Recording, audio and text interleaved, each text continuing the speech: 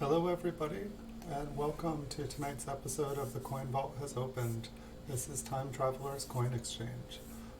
We have episode 31 tonight. So the backstory between all these coins is about 10-15 years ago. I used to go through 5,000 count bags of unsearched wheat pennies on eBay. I went through about 5,000 bags, pulled out what I thought was the best stuff. Thought I was putting away a lot of valuable coins. Some of them I thought were errors, some of them I was confused with, some of them I thought were high grade. So it turns out some of them were errors, some of them were cleaned coins. A lot of them were kind of like BU, low grade BU coins with problems. So they had some luster on them, but they were also kind of damaged at the same time. Hello, Coin Collecting with Tyler, welcome. I did get that 1909 VDB MS64, and today it is on eBay. I could see that you saw it. I did price it high. That was so that no one bought it before you did. I did see your offer, and I think that we could probably come to a deal around there. If that sounds good to you, just let me know. That's about what I was thinking, probably between 60 and 70. I just wanted to see it. It did seem like it was a pretty attractive coin on the bright side. I totally forgot to tell you too, there was another one. Yeah, it was the 1909 SVDB, or 1909 VDB, pardon. And there was also I think you had been asking about a Flying Eagle Fine 12. And I meant to tell you that there was one ending this morning, and it actually went for quite a bit cheaper than mine. I'd be able to sell you mine for. So sorry about that. I can definitely keep a lookout on things for you though. But I think without looking, I think you were saying 60 or 70. I think I could do 60 on it. Normally, I price my coins just a little bit higher so they don't get wiped out whenever the market spikes. I try not to place my coins the lowest because everybody wants a deal. Even if I do it the lowest, they still want them for 20-30% off whatever I mark them at. So I put them a little higher. That lets me put them on sale. But it's up to you. Absolutely no pressure, and I can also keep an eye out for you, and whenever I see a nice looking 1909 VDB, I can let you know. I usually only keep one or two of them in stock, just because they do, unlike some coins, I do find that they come up for auction more often than average for most states. But the one that I did get, it looked a little bit darker in the photos, but when I did get it, it did look a little bit darker in hand, but it was pretty photogenic. It did have some nice color to it. I can't quite remember. I believe it was kind of had some kind of reddish purplish tones. No, I think I still have it out, but it sounds like you already took a look at it today. And I did get a really nice toned coin today, and it was gradable, unlike the 1941 proof. I was really happy with that. It was a 1939S MS66 red brown. Speaking of, this one looks like it's got a little bit of color on it. Unfortunately, well, yeah, actually just looking down on it, it's kind of has a silver blue color to it. It is rather worn, and looking at this side, it kind of looks like the coin has been cleaned. So I'm guessing that's probably where the color came from. I missed the first thing that she said. Or no, actually no, I did read it. She said that you were a younger collector. Ooh, look at sparkles. I think these sparkles were added. I think someone tried to add on their own luster. Or they hammered Goldschlager onto it. I think this is just run-of-the-mill art sparkles though. I think this coin was part of a craft at some point, and I don't think that is raised metal on it. I think that is glue. I think that is the sparkle fastener.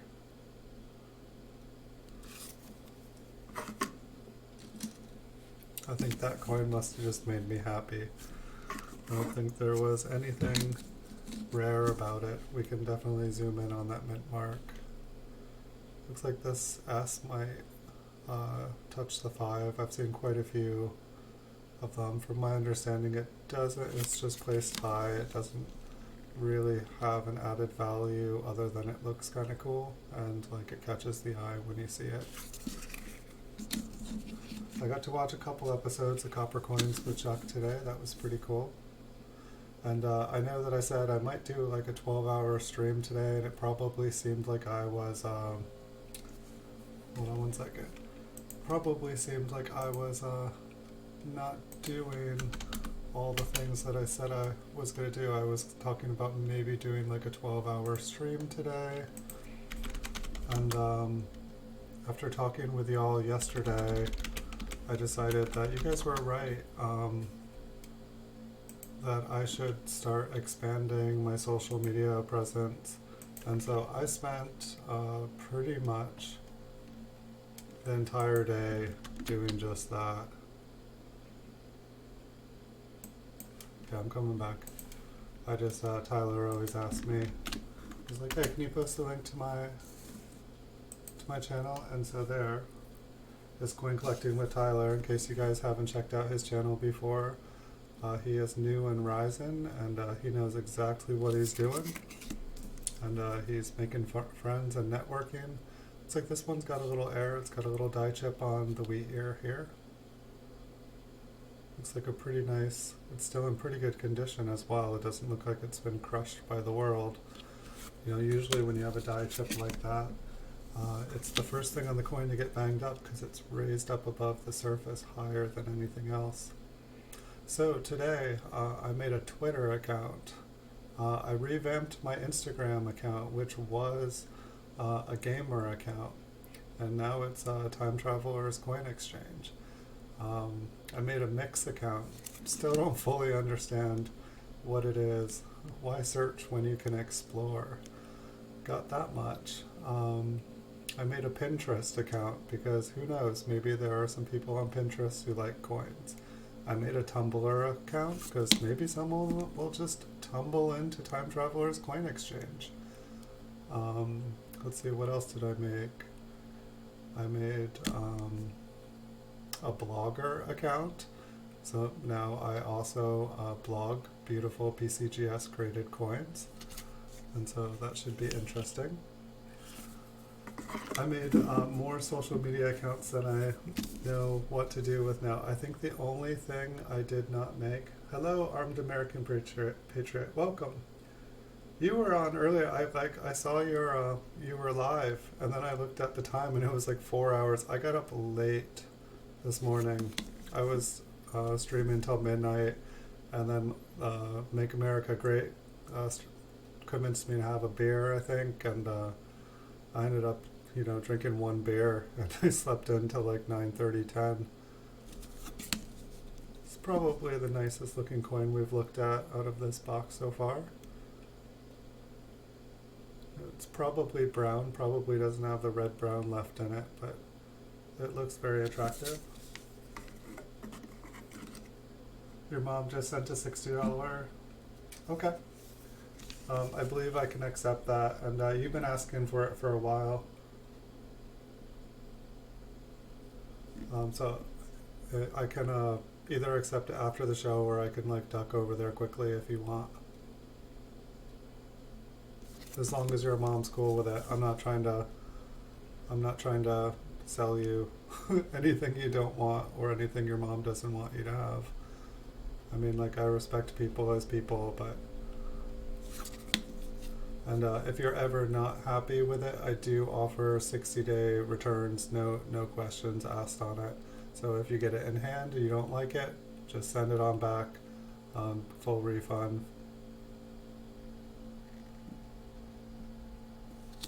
Alright, here 1 second.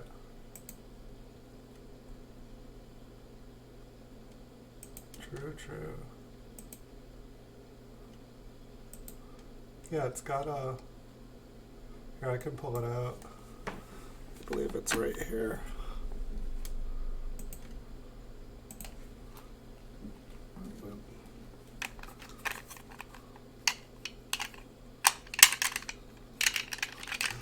Not right there. There it is.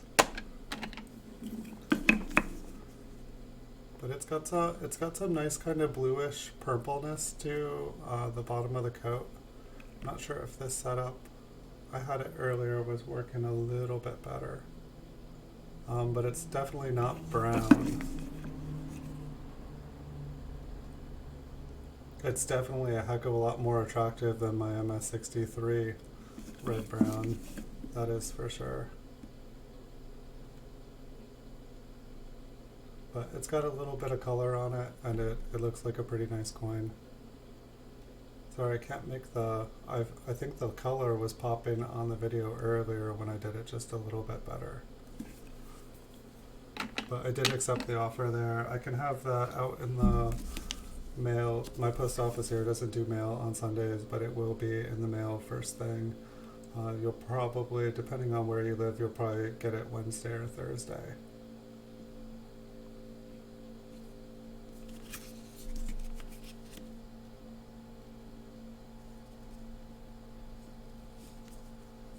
$0.03 coin exchange.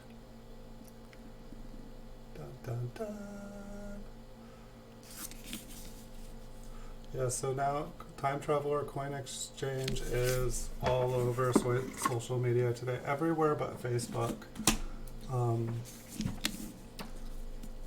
Everywhere but Facebook and Craigslist. If you guys have any sites that you guys recommend, just let me know. I've tried making thousands and thousands of videos. I've tried pretty much everything here. Almost looks like there's some extra metal above his head. I'm not sure. Hey, welcome Spiked Head Die Crack. Welcome, welcome, welcome. Hey guys. But I would like to grow a little bit bigger here on YouTube. It seems like it would be nice. It seems like if I know more people, I will learn faster, and I'm very hungry and very thirsty to learn more about coins.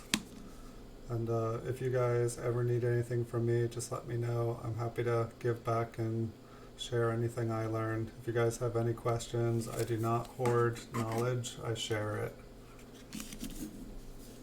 I did make it to Twitter, Spiked Head Die Crack. I made a Twitter account, I made a Mix account, I made a Blogger account, I made a Pinterest account, I revamped my Instagram account.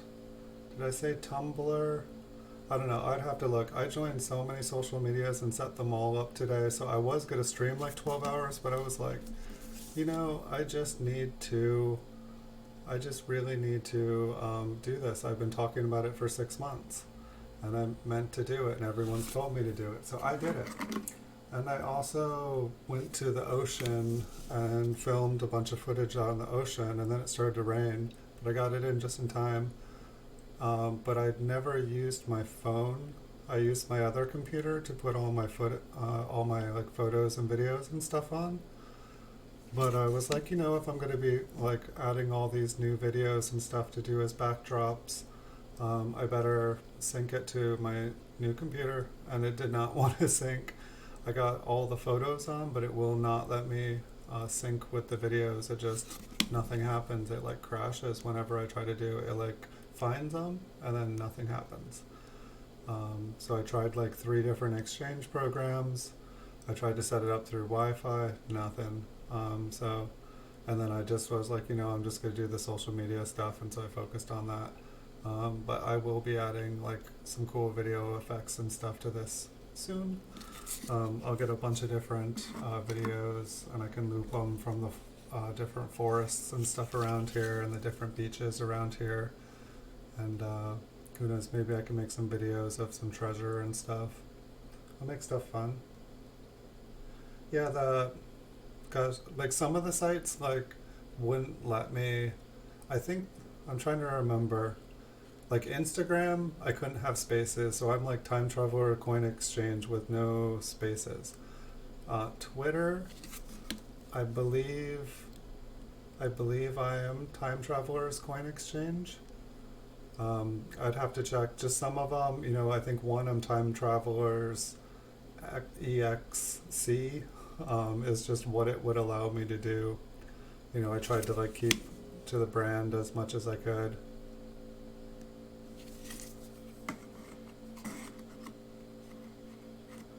My eBay link in the description of this one here. That is possible. Hold on, let me check it out. Oh, can I not actually look at it? Or let me look.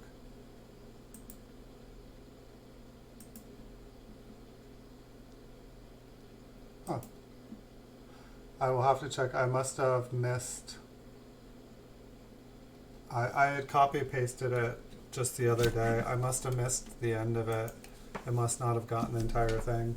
I think if you look up at the top of the screen, my eBay store up there, but I believe with the link there is like the dash, the lower one in between each of the word Time Travelers Coin Exchange.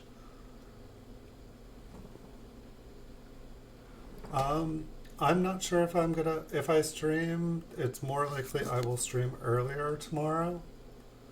Looks like there's a piece of metal missing up at the top on this one, and it looks like it struck through it. It's kind of cool. We'll take a closer look at that one. If I stream, it'll probably be before 4 o'clock. I just still have a bunch of work. I was only able to, I think on all the social media accounts, I was only able to make like 16, 17 posts on them. And so, and then I was only really able to make about 25 videos today, which normally on a full weekend day like this, I would make 100 posts. You know, I'm really trying to get to the 5,000. I really want to get 10,000 videos by the end of the year. I'm just trying to build a really big library so that if things ever get big and crazy, I have a massive amount of quantity for people to consume.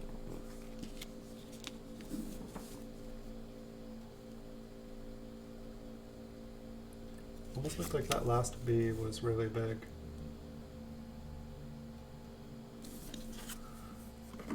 So I will fix that link. Probably the link from last night's stream doesn't work as well in that case.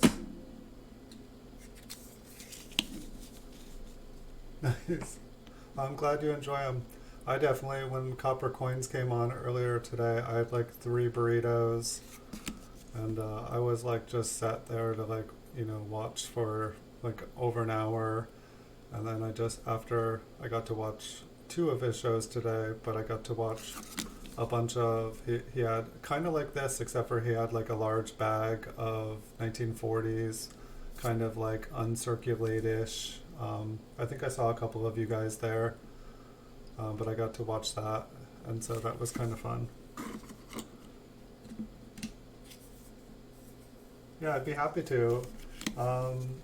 Yeah, I'll have to figure out, honestly, so like I am like social media virgins to like all those sites, so just give me a day. It might take me 15 minutes to like even learn how to like you back or follow you back. I did follow, I think it like when I was first making the account, it like, you know, was like, hey, you should follow these people, you're interested in coins.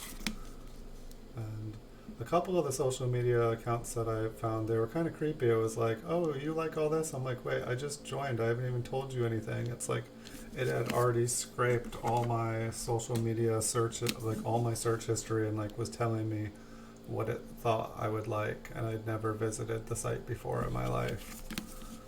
That I found kind of creepy. But that is the connectedness of things these days. That is where big money goes.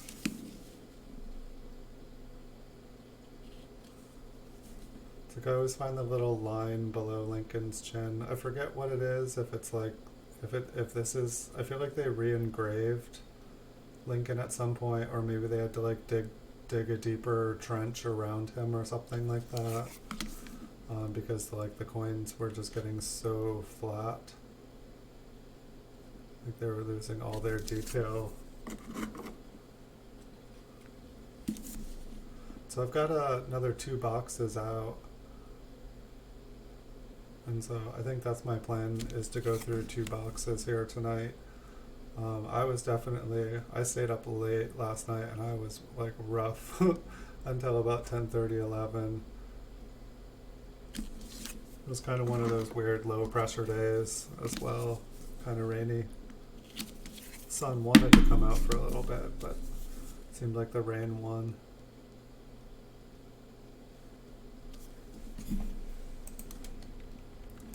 Here, I'll see if I can find what my Twitter is.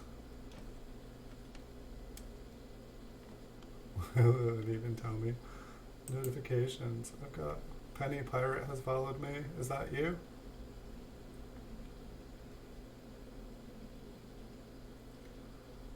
Yes. Yeah, actually, if you guys, while I'm showing you guys coins, if you want to teach me about hashtags, I kind of understand them. I just have never really used them. From what I understand, like YouTube doesn't really use them, and I haven't really used them because of that. But it's like, from my understanding, if people want to like kind of like have things show up, like if people want to, see like animals playing with yarn, you have a video and it has animals playing with yarn, you do hashtag animals playing with yarn, and then like, when something becomes popular and trending like that, then it's really easy for people to find what they want to find. And then it's just, kind of like using keywords, but it kind of like creates a collection. But yeah, I need to do that. When I was posting stuff from YouTube, it was really easy to make the posts. However, it wasn't allowing me to, it wasn't generating keywords, and I don't know, like YouTube for keywords, it'll allow me to like do similar keywords in all videos. Like you can program it so that they're all there. I stopped when the new uploader here,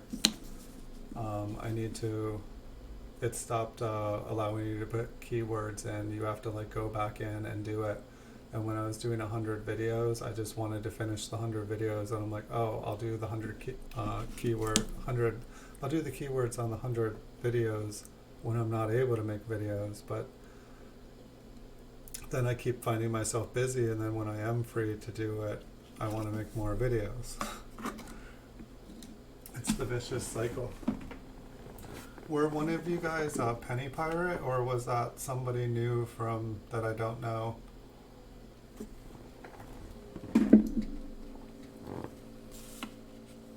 Because I see Arrowhead Broken and Bargain Bin Boy here. I don't see Penny the Pirate or Penny Pirate.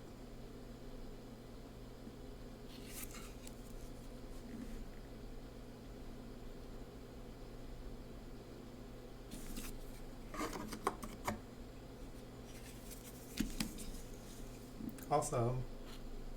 Ah, Jason Wilder. That's you. Okay. That's a big looking bee there. I don't know. I feel like whenever I saw a bee that looked a little bit bigger, I want to look at that one a little bit closer. Hey, thanks. I think you were probably my first Twitter follower then. See, that didn't take so long. An account has 2 names. One's my @ name. Okay. Yes, I have joined all these social media accounts, but now I need to learn what the heck I'm doing. So that'll probably be tomorrow. I will probably like watch some videos of like, what the heck should I be doing to promote myself on Twitter? How should I be using Instagram? How should I be using Blogger? How should I be using Mix? How should I be using, gosh, I can't remember, Pinterest. Like, how should I be using, I say Tumblr or I say Blogger, or I say both.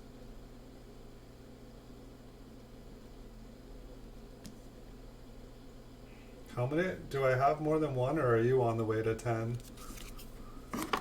I don't even know how to Does it even tell me? Oh, okay, so I have, alright,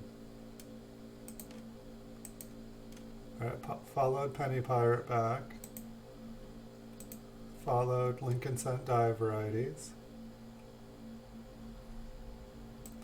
Is there a place that it tells me how many followers I have on here? I have 2 followers, okay, and I'm following 19.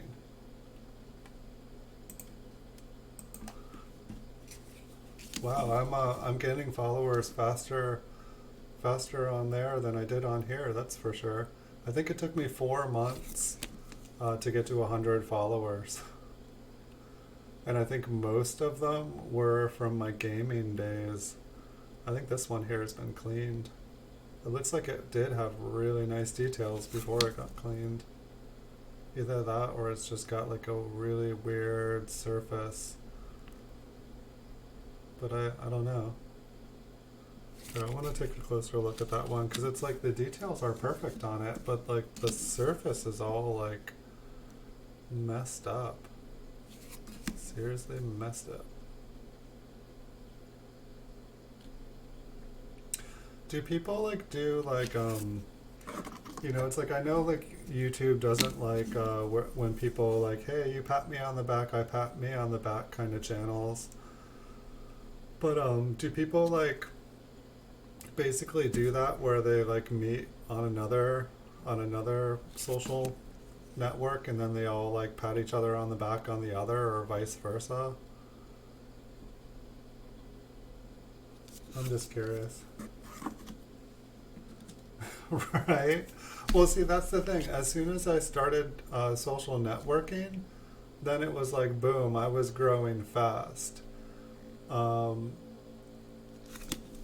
But it's like, you know, it's like when you first, or at least for me, I didn't even know about social networking. I've never, when I did business, anything, I didn't network. I just did my work, and I always felt like the harder I worked, the more work I'd get. But on YouTube, it definitely seemed like the opposite. Like, it's like you can do all the work you want. You can make as many videos. You can have great content. But YouTube doesn't find people for you. Even if your content is good, they don't find people for you. You have to like go and find your own content. You have to go promote yourself. And the only way to do that is to get out there and meet different people. Since I don't go and try to sell myself to people in person, I wasn't, you know, handing out business cards. I wasn't telling everybody about my stuff because all the people around here, I didn't, you know, really want them knowing what I did for a living. I don't know, and if I talked to any of them about what I did for a living, they all got like kind of glazed-eyed and got all tired and would slowly back away and say, yeah, I gotta go clean my house or something. Bye, man. They just not interested in coins around here. So I don't know, there wasn't anybody, you know, like my town's like 140 people and most of them don't even live here. It's just like a secondary vacation home. So it's pretty much just me and the coins and some mountain lions and some bears. Maybe some sea lions.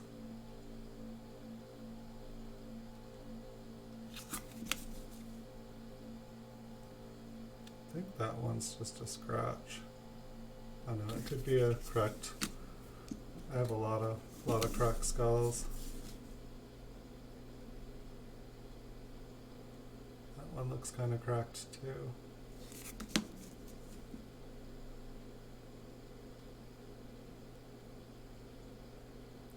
That one's got a fingerprint and some crud. Looks like it might have a little bit of color though.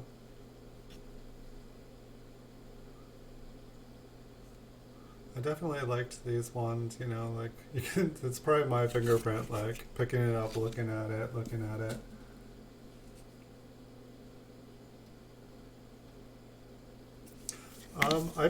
I pretty much, like, follow as many different, like, basically, you know, like, eBay is a big one. Like, I track all the auctions, I track all the buy it nows, I, like, I live in the small cent category. I hit refresh all day long.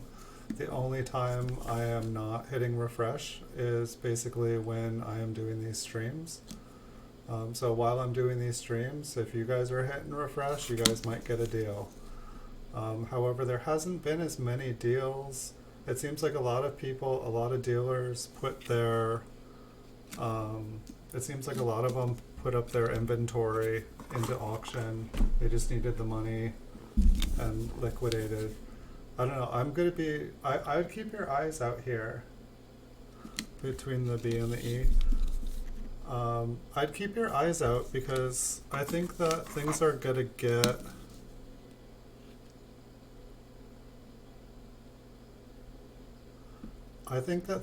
get interesting.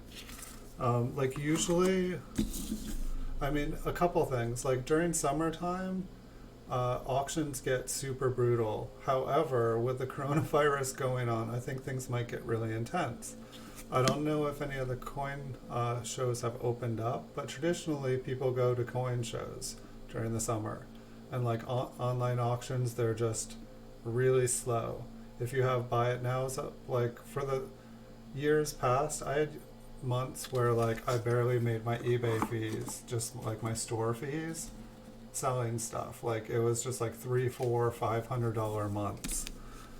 Right now, tax return, April, we're into May here. It's usually like crazy awesome sales. Some of the best sales of the month or the year for me. But I'm really interested in what's gonna happen because honestly, like a lot of people are dying, and that means a lot of collections are gonna come up. It sounds evil. I'm not trying to be like a buzzard at like an estate auction or something. But I think that there are a few coins ago. Yeah, I definitely have a lot of libraries. Hopefully we'll see some more here. I know with the lag, I tried to go back a couple coins there. But we'll probably see another one. But yeah, I think that there are going to be a lot of killer collections that some of the best ones we ever see in our lifetime this summer. So I definitely would keep some money handy for that, let alone just for like, just in case things get really bad. You know, like, I don't recommend the reopening of this country, but I'm not in charge. I think that everyone should, like, everyone, like 100% of people should just all stay home for 1 month. And I think that'll pretty much solve it, but I don't think we're going to get that to happen. So, I don't know. See, I'm trying to answer your question, but I'm kind of going along. How do I get all these coins? I just bought everything that I could see when this pandemic started. I bought out like whole categories on eBay, and stuff is still just coming in the mail. I'm actually just getting towards the end of all the PCGS coins I've got. Like I've got like maybe 2 pages of like eBay purchases. Like when you go to your purchases, I maybe have like 2 pages like full left, and I think I only have like 25 PCGS slabs here to make videos of left, but there's like a ton in the mail still, and all of but pretty much the entire backlog. I had like I probably did like 500 to 700 videos here within the last 2 months since I started again. I'm not sure, it definitely seemed like that. I did like 200 in one weekend, but I just bought everything that I could.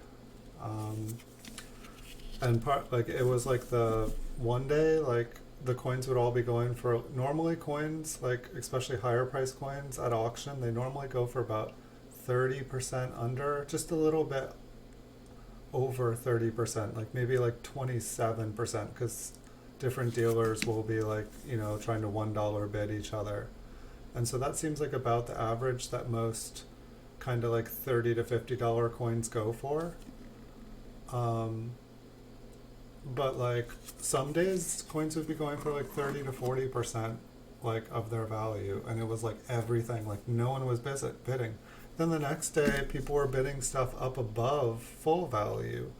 So it was totally confusing to me. It was like 1 second no one wanted to touch anything.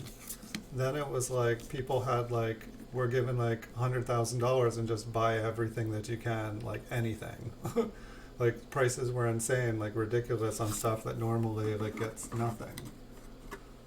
Um, so like, I don't know. I feel like there's going to be a whole bunch more. I feel like unless there's another stimulus plan or unless stuff gets back to normal, a lot of people are going to be pressured into selling off their collections. And at the same time, there's not going to be a ton of people who are leveraged in a position to pick up all those collections. And so I think there's going to be some killer deals here by the end of the year. And it's just whether there's enough, I don't know, there's enough strength in the market to keep prices up. If like too many people, this one I believe has got some junk in between. I don't think it's if too many people are over leveraged, and then they're not able to get back into the game, it could get kind of ugly where like everybody has to drop everything and it just spirals. So hopefully we're not going there.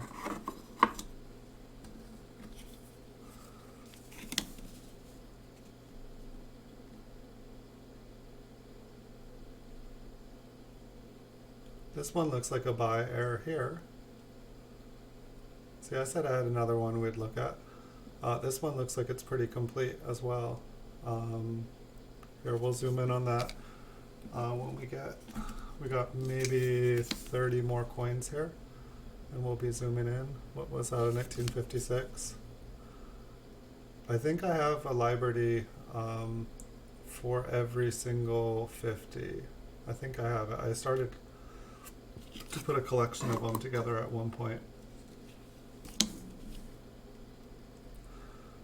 But so I think that there's going to be some hot collections. I think there's going to be a lot of like really killer coins that barely ever hit the market, and I definitely recommend you guys being ready for it. Just the way that I pick up coins, like eBay, I would say I get 75%. Most of the larger auction houses, like the premium stuff, it all gets bid up a good amount. Like occasionally there are deals like on Heritage and stuff. I don't have any coin stores around me. I can't buy any of the stuff in person. Most of it I buy sight unseen, usually with terrible photos. It's just if it's in a slab and it's at a price that I can at least break even if I'm not able to sell it for more. I will pretty much buy things like unseen.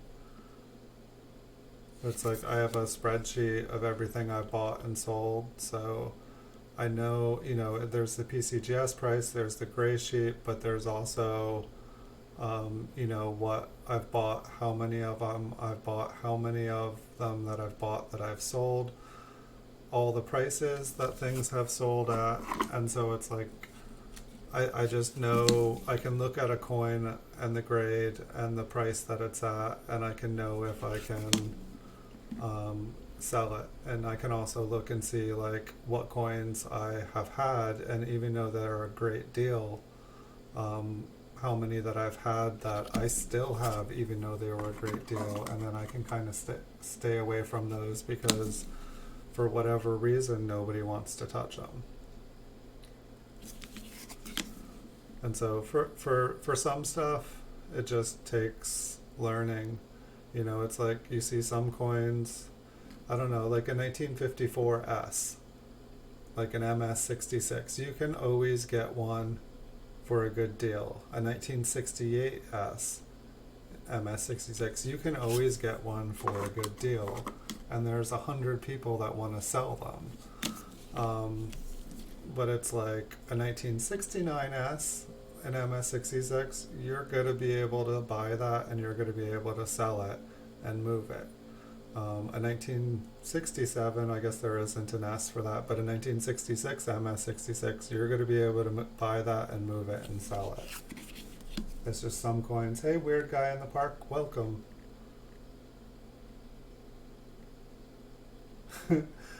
Maybe I can do a 12-hour stream tomorrow. It is always possible. Um, I guess for probably I'm going to be working on trying to make all the work on all the social media. Um, like kind of like fill in the bio and subscribe to some people, try to network some things, do some listings. I was going to try to revamp. I was going to try to get videos going up above my head here, maybe around the coin that I'm looking at here. There's all that the four corners of white space. I was maybe going to try to like make some sort of like treasure thing where the coin can kind of sit inside, but just like some cool looking stuff. Yeah, I think I still got it locked and loaded. We'll see. Let me know if I got it right. You guys hit up is that you guys you'll have to click on it. You tell me, is that the right link or did I click on something else? But that should be Coin Collecting with Tyler. If you guys haven't checked out his channel, he's growing. I met him just a week ago, and he had just a little over 200. How many did you say you were up to? Like 341 today? You're starting to snowball. You're gonna take us all out.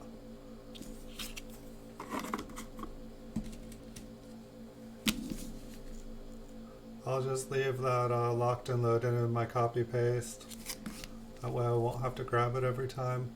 But if any of you guys want your channel dropped, you guys are helping me. I'm happy to help you guys right back. We all grow faster together.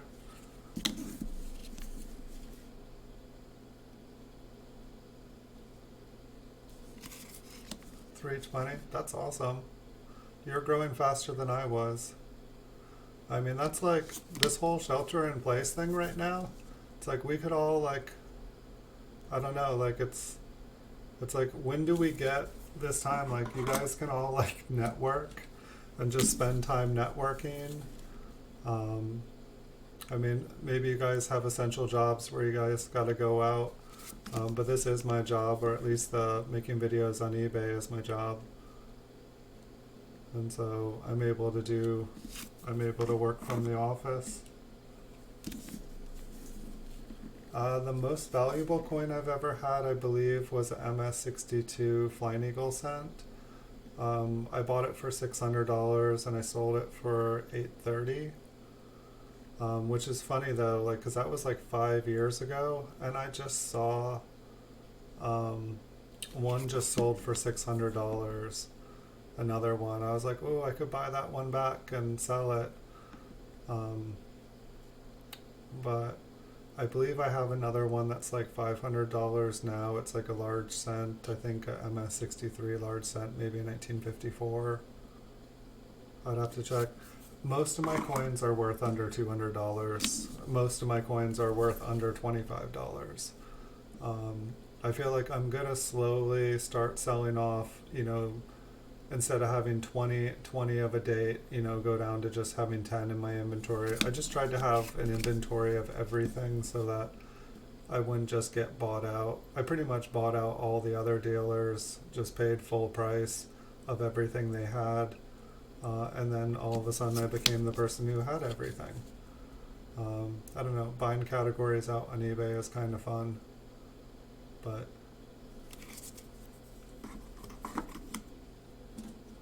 pretty much anyone can do it.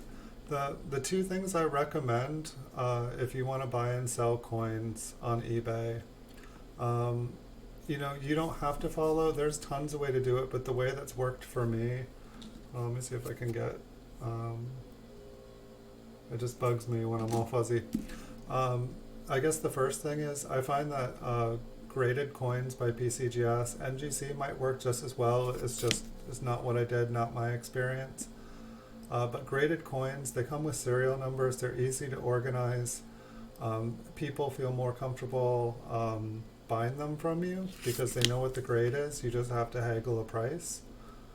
So one is basically, graded coins. They're easier to sell. They cost more, but they're easier to sell. And the second thing is like with graded coins and PCGS, there's a registry set. And so you can add the coins, they all have, no, flying coins. Flying eagle here just flew by. But the last 8 numbers here, those are what you enter into your set. I should get that one off the ground. There it is. Okay. But the last 8 numbers there, you enter them in, and then they can go in your PCGS registry set.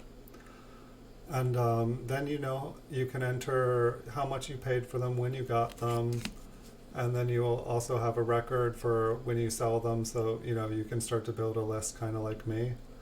But for the most part, it's like you always try to buy things like for under about 30 to 40%. So in an average day, you have to pass on pretty much every coin that comes up for auction. One thing I've noticed is that, I don't know, I guess it's interesting, like you'll get more chances to get lower price coins at a better price, but then it's harder to sell them for a price that you can do for a profit. You can sell them for more easy, but the problem is like to ship things costs $3, PayPal costs money, eBay costs money, like a store subscription costs money, so then it's like you have to sell a certain amount if you have a store just to break even. Yep. Here, it looks like the light's hitting it a little bit better. But it's like Lincoln's kind of got some like purpley brown on him. And there's kind of like some blue marbled up under We and Trust. I believe there's a little bit more blue on the 9 over there. But the front is kind of cool looking. It's definitely a lot more attractive than the MS63 that I had with that like big line going across them. The back is much more of a red-brown color. But I like this one. This is probably one of the nicer 1909 VDBs I've had. I feel like I used to, like before the price skyrocketed, I had some MS64 reds, and those were pretty nice. But as far as a red-brown, I think this is one of the nicest red-brown, and I think it has the nicest colors on it. Like, it's just got some nice natural toning on it.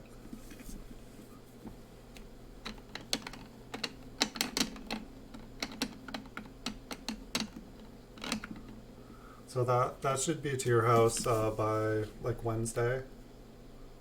That would be my guess. I don't know. Are you in California, or are you on the West Coast or the East Coast?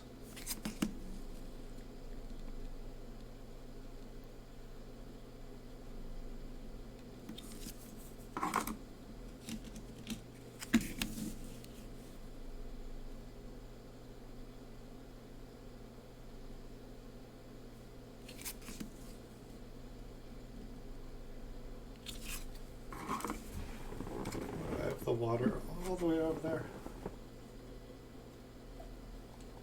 I think I want to like change it seems like you guys are on like a 30-second lag. I'm wondering if I can change. Oh, that one's got some nice glue and paper. It's like part of someone's crafts. Oh yeah, it'll probably be there by Wednesday then. If it would be there tomorrow if the post office was open tomorrow, or it would be there Monday if the post office was open there. But usually about, I think the post office on Saturdays here, it's closed at 10 o'clock, so something doesn't get in on the weekend if it's not there by 10.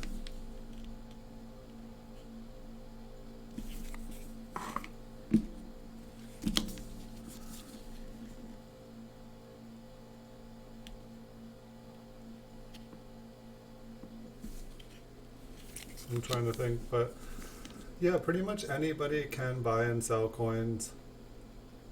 it takes having a disposable income. I would definitely, especially in the world, like even before all this stuff, have a safety net, know where, I have at least a month's rent figured out, have like, money set aside. But it's like I was starting to do this before I went to college, and then it was just kind of a side job all through college, and I worked all through college. And I kind of wish that I had just done this and skipped college, because like after college and after a career, this is just what I went back to doing, and it turned into what I would have been able to do 20 years ago. So it's just kind of crazy. But just keeping good organization, like having a business plan, it doesn't have to be like crazy. It's just, when you price things out, you just have to account for every single thing that is going to be a cost. You can't buy something for $15 and sell it for $20, because it's going to cost you more money to do everything. Basically, you're just, at best, you're going to break even.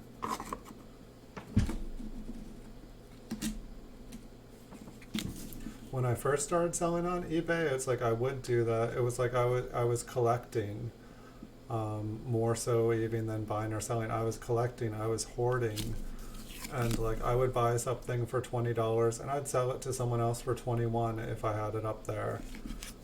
It would just be kind of like trading in and upgrading. But then one year I got 1099 because I sold, over $20,000 of things just collecting. I would buy a group of 10 coins because I needed one of the coins. And so then I'd be like, I'll just sell the other 9 coins. I don't care. But then all of a sudden I got 1099 and like I'm paying taxes on that $20,000 instead of it just being a hobby. So at the point that I was getting 1099, I decided I might as well start a business. And then when I started a business and, had someone help me file out the Schedule C, I was like, oh, okay, yeah, I've actually had a loss. And they're like, oh yeah, that's okay if you got a loss, because that means that you can, take the loss against your full-time job. And so, you've made, 20 grand at your full-time job, and you made, you sold $20,000 here, but you can write this off, and then ultimately you had a loss this year. And so I used to try to be the cheapest, and yeah, I sold a lot of stuff being the cheapest, but by the time you're doing your taxes and you figure out that you're losing money, then it's like, no, it's not good business sense to sell on for the cheapest. If you're a company that takes stuff on consignment, and people are bringing you the stuff and saying, get me whatever I can get for this, and they just put it up for auction and sell it to the high bidder, then yeah, you're going to sell your stuff and you're going to sell for the lowest price. And the person co-signing is going to make money no matter what. The person that's saying sell this stuff for me is going to get the money. They're not going to get as much money as they would if they had, put it up for buy it now. But just, buy nice coins, put them up as a buy it now, put them up for more than they're worth, and don't buy stuff that you need to sell tomorrow. Just buy it, put it in your closet, or buy it, post it, put it in your closet. If someone offers you a price where you can make a profit, sell it. If not, just keep it in the closet. Eventually someone will offer you what you want for it, and then you sell it and you buy another coin and invest with that, put it in your closet. I don't know, that's the way I look at it. And I mean, there's every kind of dealer is different. Some people are trying to turn stuff over as fast as they can. Some people, they go through so much volume that they just need to get in the end, they just need to clear 3-4%, kind of like a grocery store, off of, the products on their shelves. By the time they pay for everything, they're just making a couple cents on the dollar. They're not, they're not getting rich off of selling the stuff. But they know so many people, they've made so many connections that they know that if someone comes in with a bag of silver dollars, they know who to call, and that person will come and pick up that bag of silver dollars. And, they'll make their $50, $100 bounty just for making that phone call and accepting that, buying it when the person comes in. So it's like there's tons of different kinds. It seems like, I don't know if coin stores are becoming a dying breed. There's no more here. Like the nearest ones are like 120 miles from me, and they're a joke. You know, it's like if I was to go in there, there might be one or two coins that I'd be interested in, but they'll all be like prices I can't afford. Like, I wouldn't even be able to sell them at the prices that they were offering them.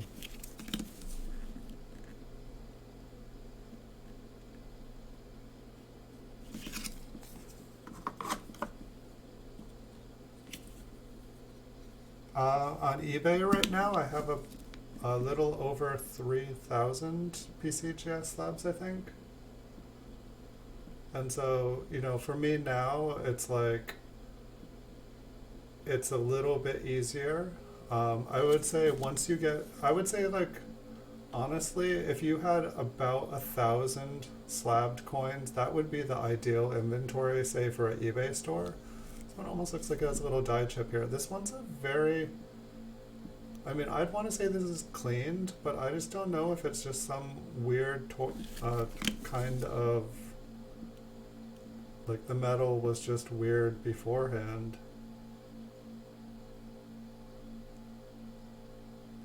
I'm not sure. I feel like there was another one kind of like that in there. Okay. Yeah, I will definitely let you know if I'm streaming tomorrow. I don't, you know, Wednesdays and Saturdays are kind of the days I guarantee if I'm able to. If I stream tomorrow, it'll probably be either between 4 and 6 or from like 9 to 11. Those would probably be the times I'd be able to.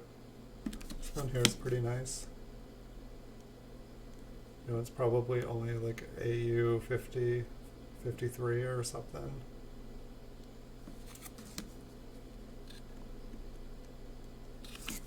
Not quite high enough to be worth money. But I would say like having 1,000 coins would probably be the perfect amount to have for inventory on eBay. You know, specialize in a specific category, and then, you know, have a few of every coin to have for backstock. But say for like the mid-level eBay store, you can have, I think it's 100, what is it? I think it's $75 a month, but if you commit to a year, it's like $59 a month. And then you get 1,000 listings and you get 500 auctions for free. So basically, if you have 1,000 items and you have 1,000 listings, then basically every month, sorry, I'm getting tired. Pretty much it costs like $59 just to have the stuff listed, and then whatever fees you have to sell.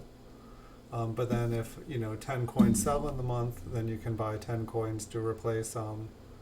And so chances are, like, your fees would probably, you know, if you only sold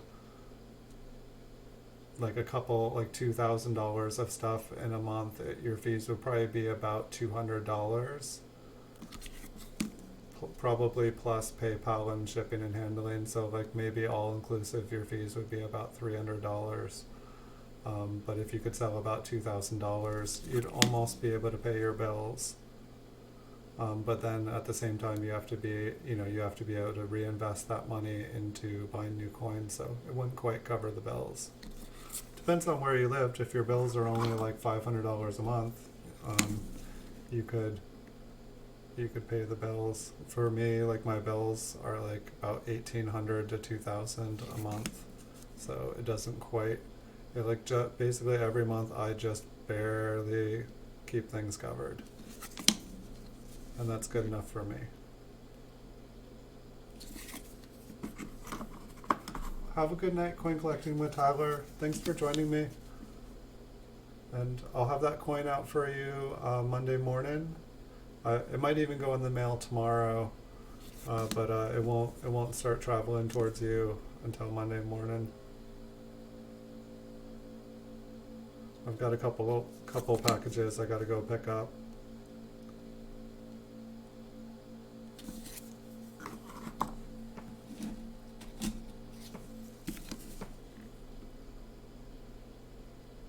So it looks like we've got about 10 more. And then I'll zoom in and we've got a couple mint marked coins, a couple errors. It looks like we had a Liberty, a couple ones where there was just some metal missing. But just the flip. Almost looks like Lincoln has like some like electrocuted hair. I gotta see that closer. I think it was just the flip. But if it wasn't the flip, I don't want to miss that. That'd be an awesome opportunity to show you guys.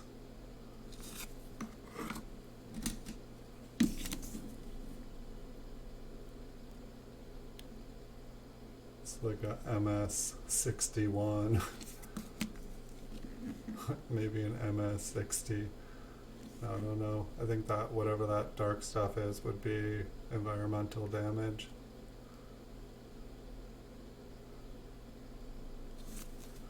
Definitely no longer red.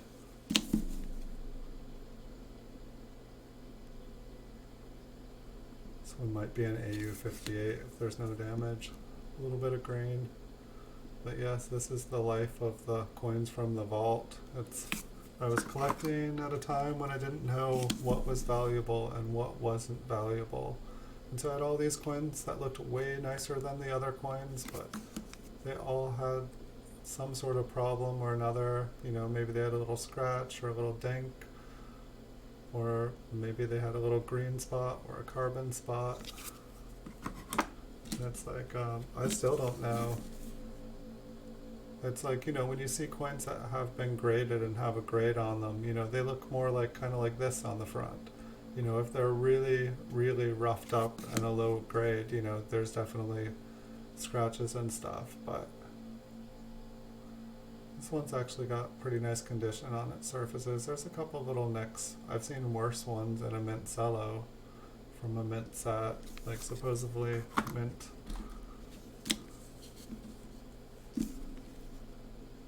But 1950Ps are better. Lincoln's got some interesting beard work from a little bit of damage there. I don't know what this would grade at, like maybe a very fine 35, maybe an extra fine 40. I just don't know with all the roughness. It's like sometimes I wonder if I like overthink grading, because there's just so many different things that can happen to a coin.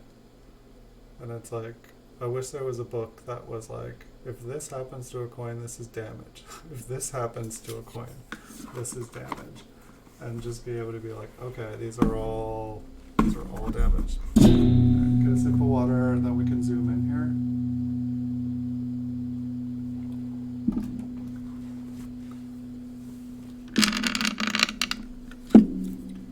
And I'm so happy that I can zoom in like this again. Hold on one second. I totally forgot to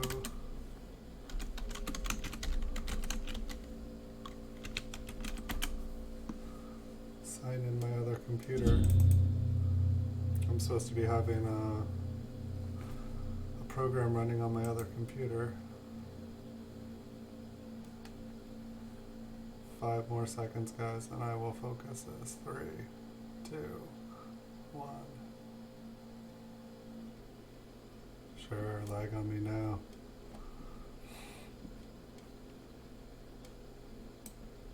Okay. Let's get this zoomed all the way in, and I'll get the light on, so we'll have some darkness here, but don't blink or close your eyes because we're getting bright. Okay, let's see what was going on his hair here. I'm gonna back out a little bit. Okay, yeah, it was. Oh. Do I have to zoom back out? I don't think I'm going to be able to see it that close. It's just going to look abstract.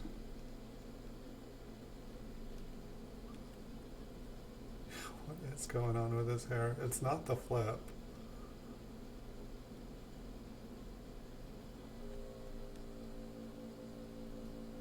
I think we will just have to wonder. Alright, I'm zooming back in. I honestly can't tell what's going on with that one. Alright, and so then this one had like that weird surface. And like, to me, I don't know. I think the copper was just like this, because I don't know what would just leave these like long grooves all the way down it. To me it looks, and on both sides I think it's like pretty much consistent. I guess it's like, see if we can find the wheat ears. This is the wheat ears. I don't know what's going on with that one. It's kind of unclear. Was this a crack on his head? It's an interesting looking D.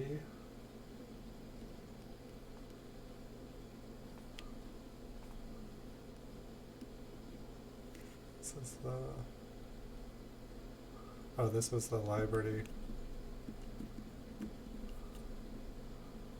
So this one has like the die chip in between the B and the E, and it kind of looks like an I.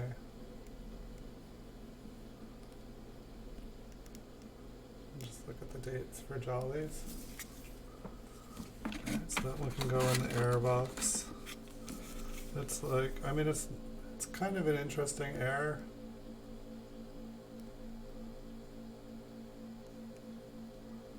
Trying to remember. I feel like this one had a die chip on it, but I don't remember. I feel like you guys had me multitasking and doing a bunch of stuff today, to where normally I remember what all the things in the stack are and where they are.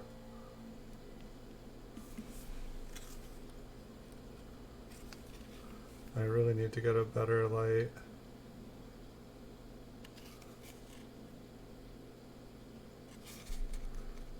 Check out the reverse, make sure I didn't just flip it over when we were talking.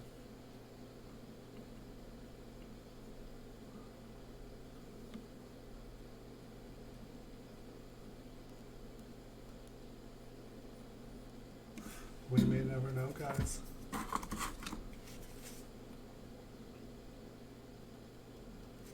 Is this a Liberty too? Yeah, okay. Oh, that's funny. Like, I had pulled the other one aside for sup then. Wow, this one looks like almost exactly like the other one. Maybe a little bit better. It's like the B and the E are basically like combined. Let's see, what was the D? Yeah, the D has that same little strike. So it must, I wonder if, the D lost a little strip and it landed in there. I guess maybe that's bigger. Yeah, never mind. But so it looked like we had 2 Liberty errors in that box.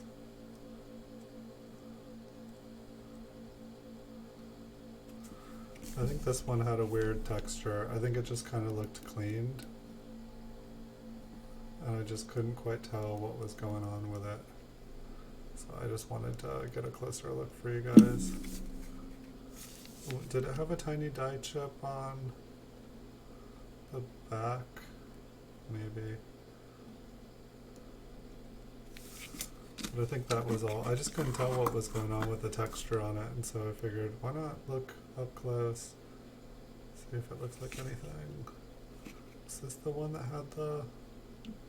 One of them was like missing some metal up towards the top. This is one of the first ones.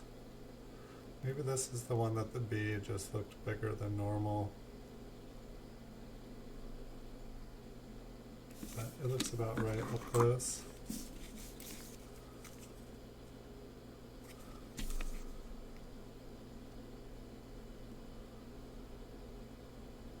Ouch. Can you be plur?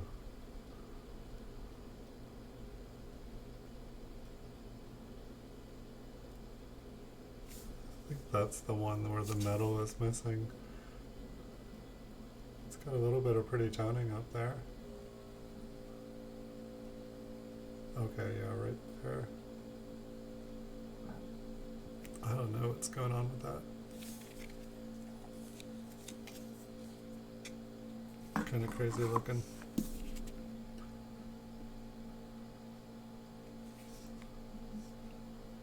Is this the one with some extra metal up above Lincoln's head? Yeah, I just couldn't tell what that was. Like, it looked like it was, like when I looked at it through the flip, it just looked like there was this like shelf of metal. I feel like I can see where it comes down, but I can't really see its depth. Maybe it's like a lamination error because it almost looks like it goes right into the side of the head here.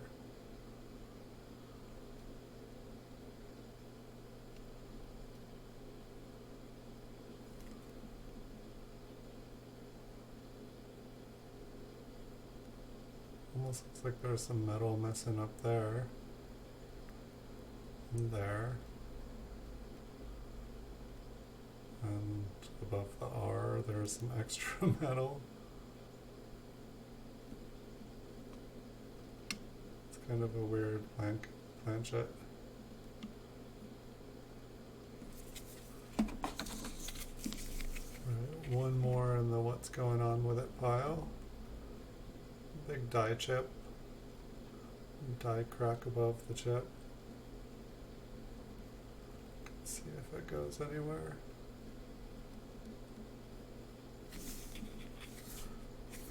We can check out the mint mark for fun.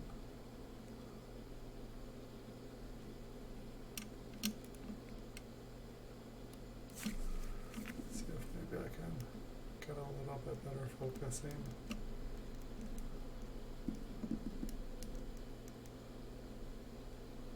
I think it's just normal. Put that one out of die chip, so I think we'll keep it.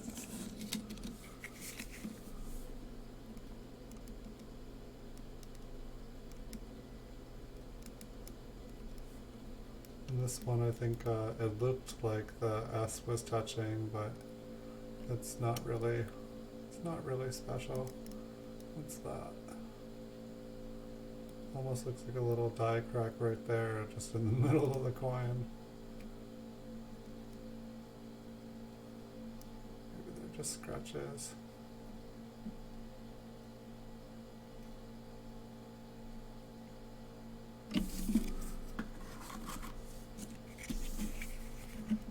The sparkles. I can see the sparkles up close now. So yes, this one is covered in glue and bright gold sparkles. Now, I don't know what the sparkles are made out of, but I don't think that this was a 4-year-old's attempt to gold plate it. I think this is like run-of-the-mill gold sparkles.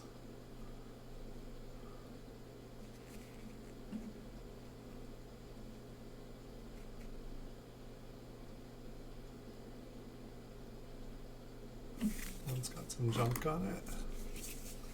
There wasn't very many mint marks in that box. This is actually a pretty quick.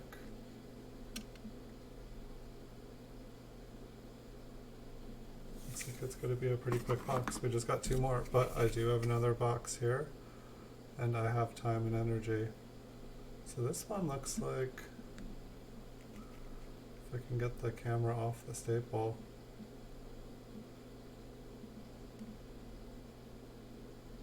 Maybe? I can't tell if the left side got struck there, but the bottom of the serif does look kind of split. And the top, there's like a line on the top too. Maybe I'll see if I can get a better view of it away from the staple, like if we're upside down. I'll have to remember that in the future.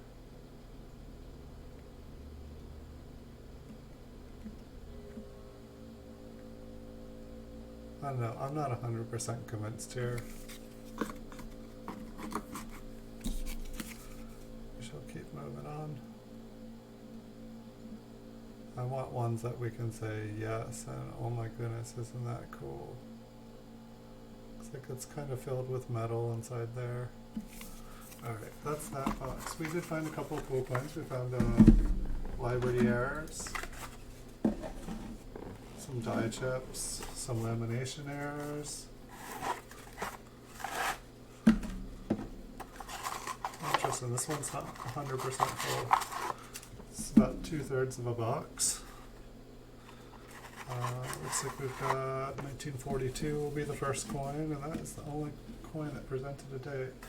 Okay, maybe we got a mix. I see 1930 after a couple of these. Whoop. All right. Light off. Zoom in.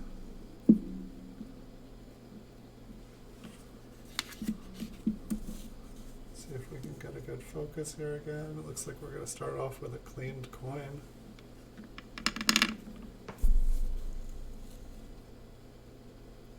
Yeah, that worked pretty good.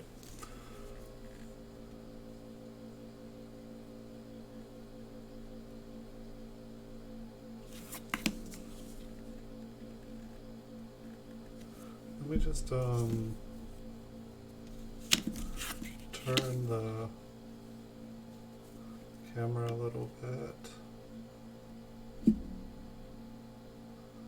That way I can pivot towards the light and not on the corner of the flip. It's much easier. This one looks like it's got a little bit of toning to it. It's not quite going to show up.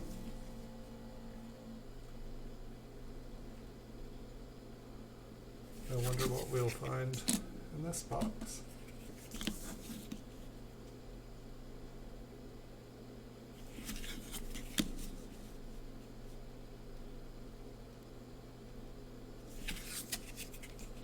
These ones look above average for a circulated coin coming out of a unsearched bag, but definitely not. Is that like a little tiny baby cud to the right of the date, right below? We'll check that one out. That looks like we've got 1930. That L looks really big. I think I want to take a look at that L. It looks like we have another 1930, so we can compare it. But like that L looked giant. Yeah, like look at this one. That one like looks like the size of the eye with a line. That other one looked like it like extended way higher. We'll check it out. Oh, we've got quite a few 1930s here. I don't know how far back these will go. It looks like this coin looks like a really weak strike. It looks like the L is there.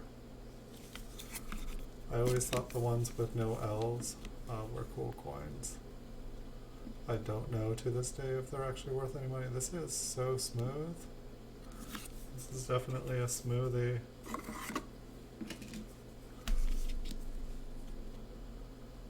These ones look pretty worn. These definitely look like they came. Can't tell if that's been cleaned or if it like kind of has a wood grain pattern. Maybe both. It's amazing what a strong rim it has for being so smooth.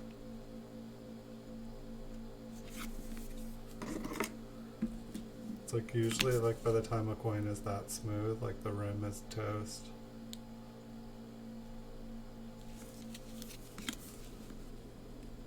Yeah, this one's got a little toning on it. It's always interesting when a coin has like basically no mint luster, but there's like a little bit of like colored shininess on it. And it's like this one doesn't, it looks very worn, it looks very circulated. It didn't really look like it had been cleaned. And I'm not sure if that's like a little piece of metal missing from his coat. I mean, it could be a piece of Scotch tape. Sometimes like a little piece of tape there looks like something's missing. A couple scratches on this one, really nice detail. but I mean, I think you can get like a MS30 and like MS or MS63 for like under $30. So it's like this probably isn't worth more than a couple bucks.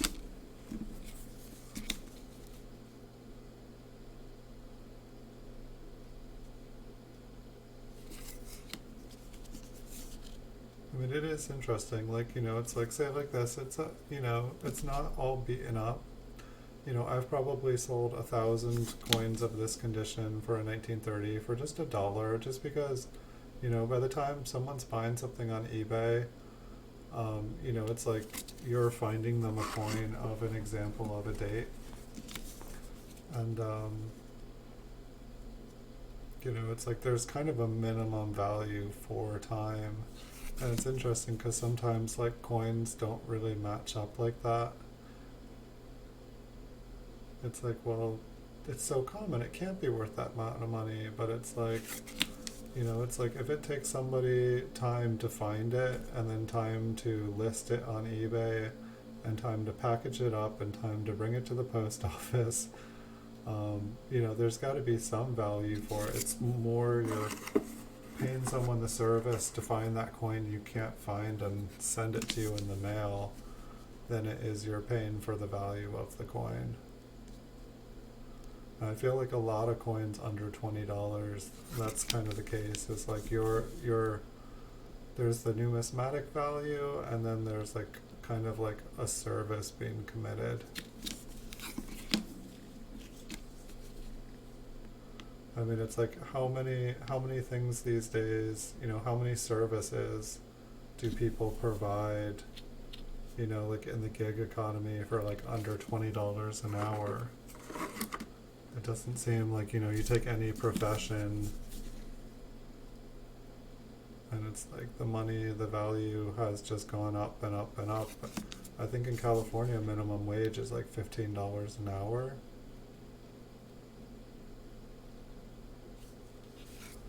It's like funny, like when I started working here in California, I was making $6.25 an hour. I think my first job that I had, I think I was making like $4.15.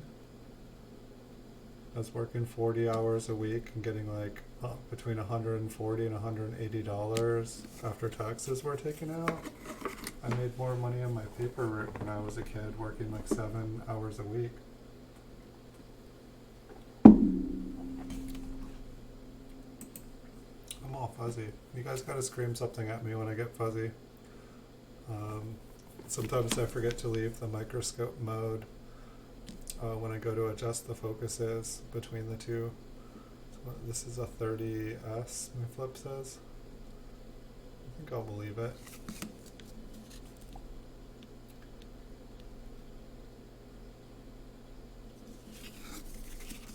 I feel like I could see the date better.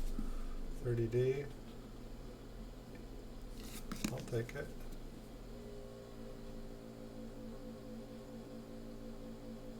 I think I was expecting all of those to just be okay, see now we're back in the 50s. This box is all over the place. Like a lot of these boxes it was just like taking a roll and the roll was just as they came, searching through bags. And so most of these boxes, other than them all being flipped up, they haven't been sorted out in any way or any manner. It's just, you know, me going through bags or me going through rolls and like, oh, that one looks nicer. Oh, look, that 5 looks like it's filled. I don't know if that's rare or worth money. Surely it's an error. No, it's more of a deteriorated die. It's just really worn die and it's starting to lose its detail and the detail is starting to look all funny.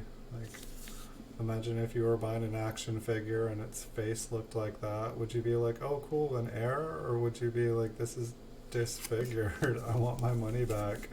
Give me one that like has a face.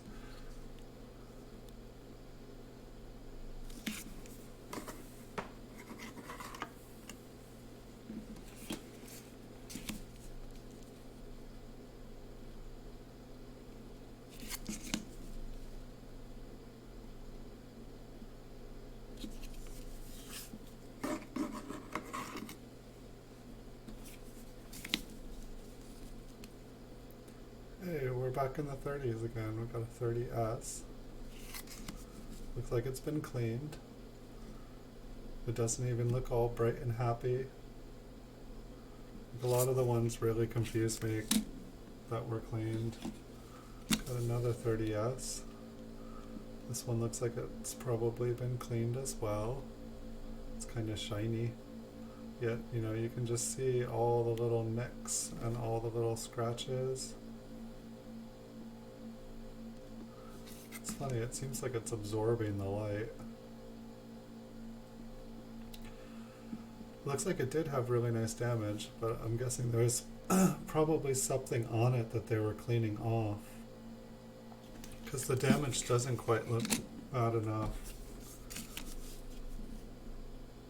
for someone to flatten it.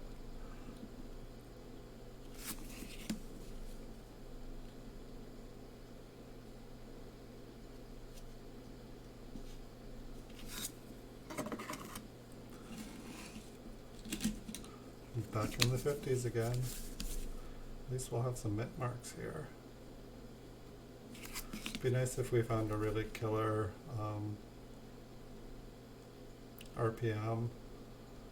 I need to go and like reread all the double die chapters, you know, because we all know the famous double dies, but like some of the double dies, like, you know, they just still confuse me. Like, I mean, it's like, I know, okay, that one is thicker, you know, it's like, it makes sense, but like, I see so many different oddities on coins.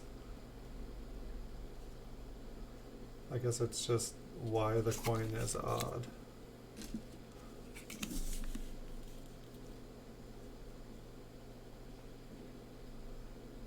I'm not sure what happened to this one. Maybe a science experiment. I wonder if somebody thought it looked odd too and they thought that they would cut into it. Check that one out. Just for the D.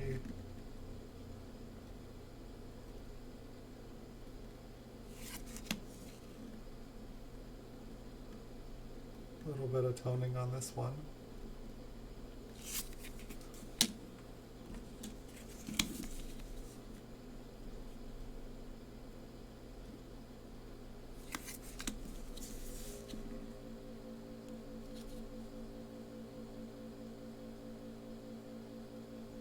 Kind of weird. I don't know what's going on in it.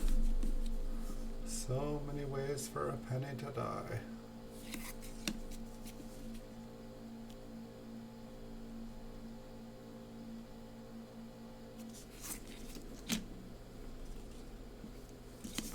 We're almost to 1953. See like a small pile of them forming in front of me.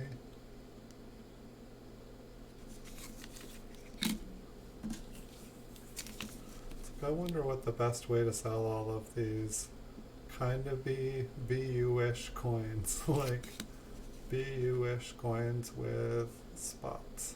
Just because I have like thousands of them. And you know, it's like, if they didn't look almost so nice, you know, I'd know exactly what to do with them.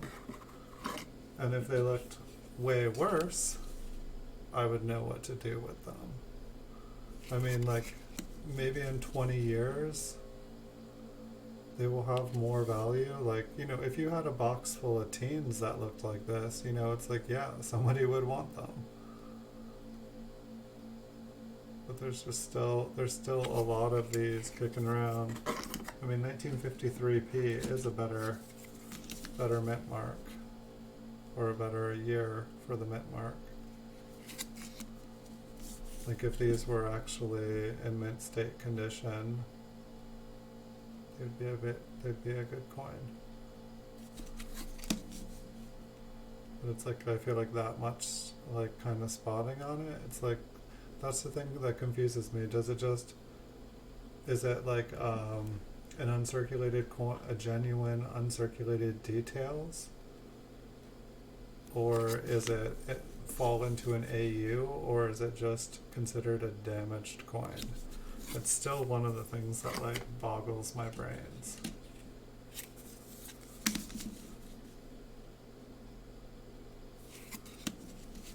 Maybe I should take some time and ask some experts and finally get a nice clear answer. I feel like it would give me some peace in my mind. It would allow me to, you know, let go of some things that I maybe don't need to hold on to.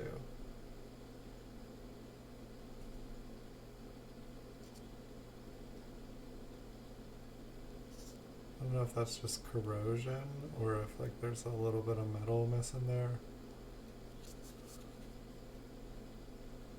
I think it's just dirt or corrosion. Flip these over so I can see what they are.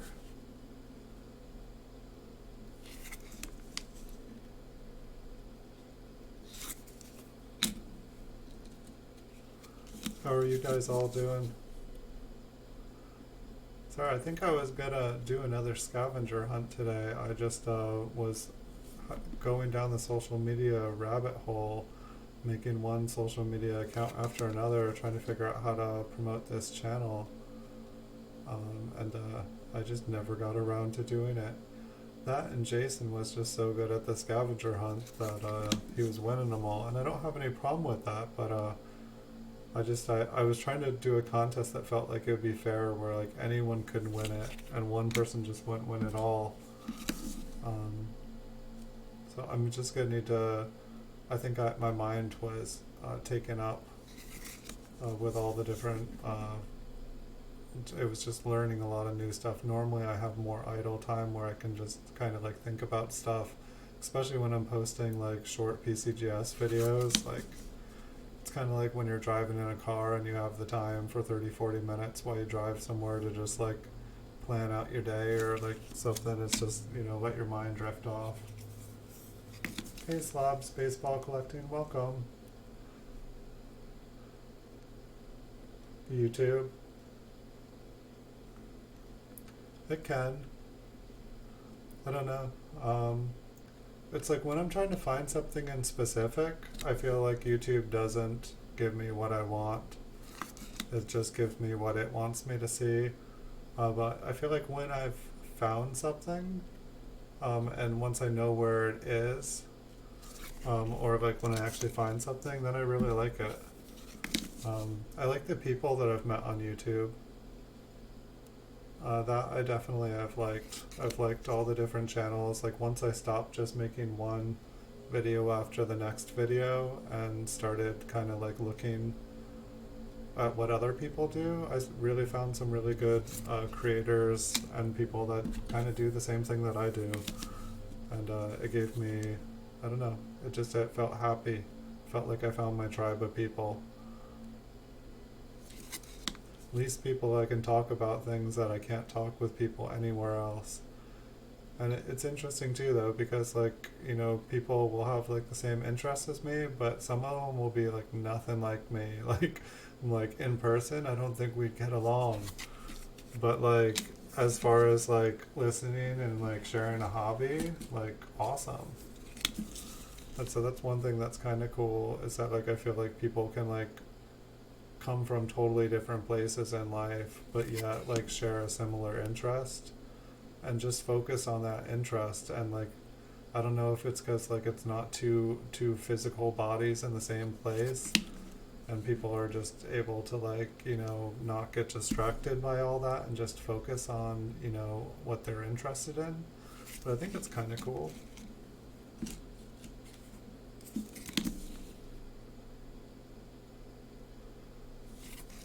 But yeah, I made an Instagram account today.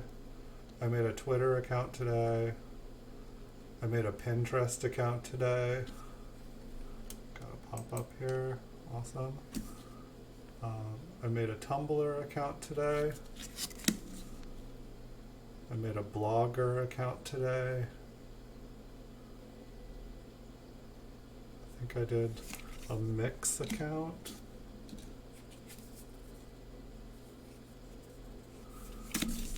When I did when I did streaming on games, it was intense. And yeah, there was like a lot. There was a lot of toxicity on games and on streams. I was like, wow. And then I realized that I was pretty much working with a bunch of, no offense to anyone that's young, I was young once and I probably was just like them, but a lot of people that are probably still in high school or younger.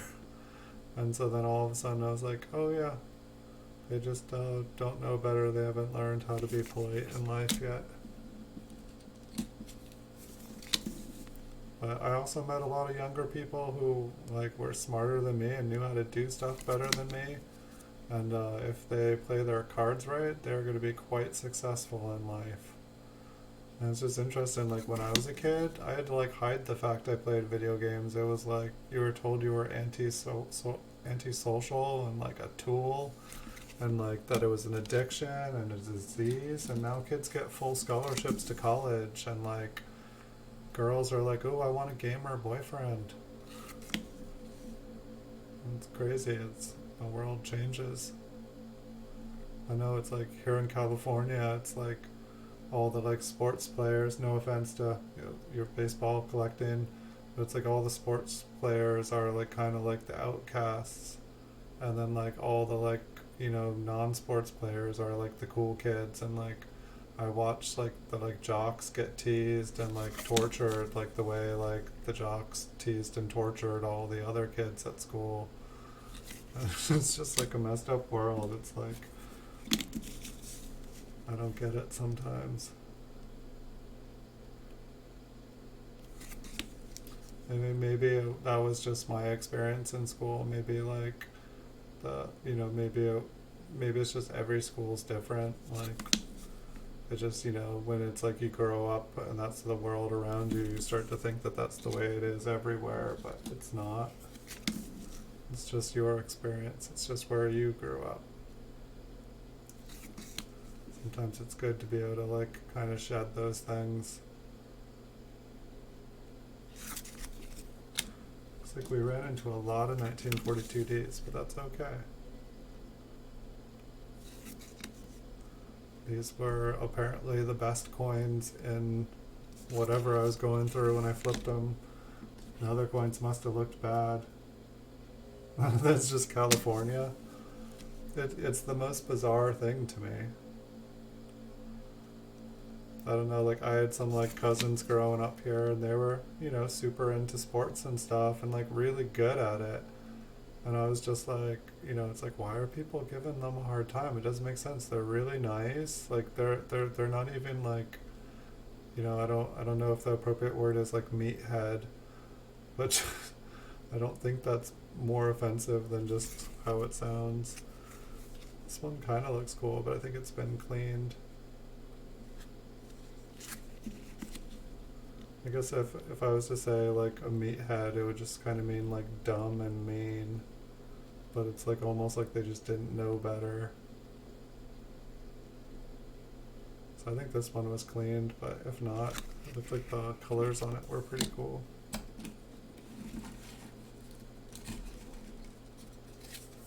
Yeah, I pretty much hung out between all the groups. I didn't really, it was more about the people. But it was kind of weird after a while because it's like I felt like I kind of got along with everyone.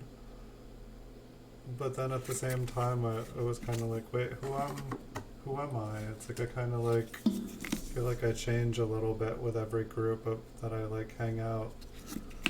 It's like same like if I go to like Kentucky or like somewhere where people have accents, I start talking like that. If I go to Ireland or Scotland, I start talking like that. And it's just amazing like how your environment, you just start to adapt, how adaptable we all are.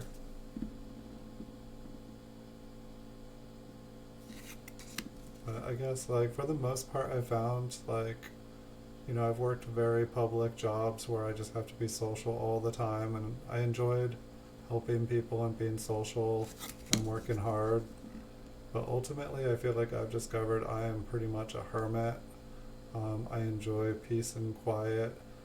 I like people, but I don't really need people. It's kind of interesting. Hey, Make America Great Again, welcome. You are welcome to lurk and drink some beers here anytime. Thank you for joining. I collected a lot of baseball cards when I was younger. I don't know. It seemed like, I don't know what happened. Like, I feel like I probably up through the early 90s. And then I think I kind of got into like non-sports cards, like kind of like comic cards and stuff. And then Magic the Gathering came along and I started to be able to make lots of money on Magic the Gathering.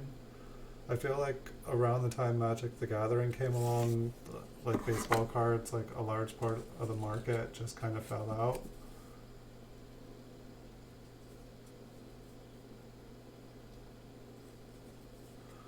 I'm doing really good tonight.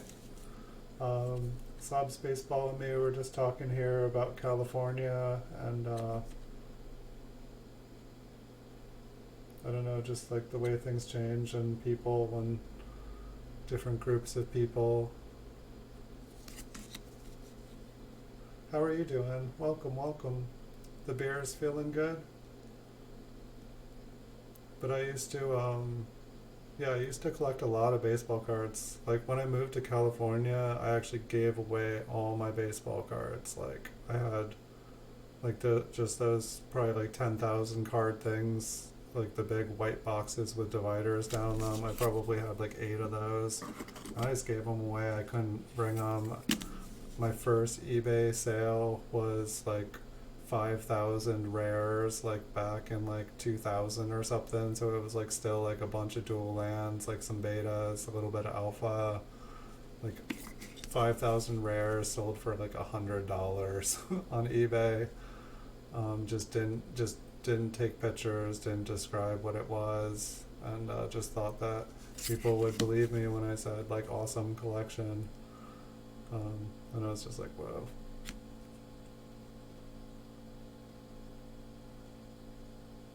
Nice. Yeah, getting paid to relax and drink a beer being on call, that sounds like awesome work.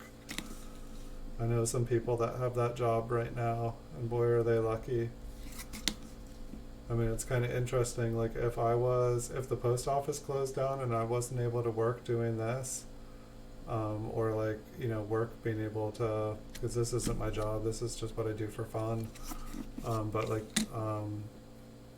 my eBay business is what I do for work and making the videos for the coins and stuff, but that's what I do for work. But if I couldn't send the stuff in the post office, I wouldn't be able to work. And from what I hear, like everyone that I know that's getting unemployment, it's like $600 a week plus whatever unemployment benefit they were going to get. So it's like whatever they get for the unemployment plus $600 a week, that'd be like more than I make in profit in a month. But the post office is open and I'm able to work, so I work.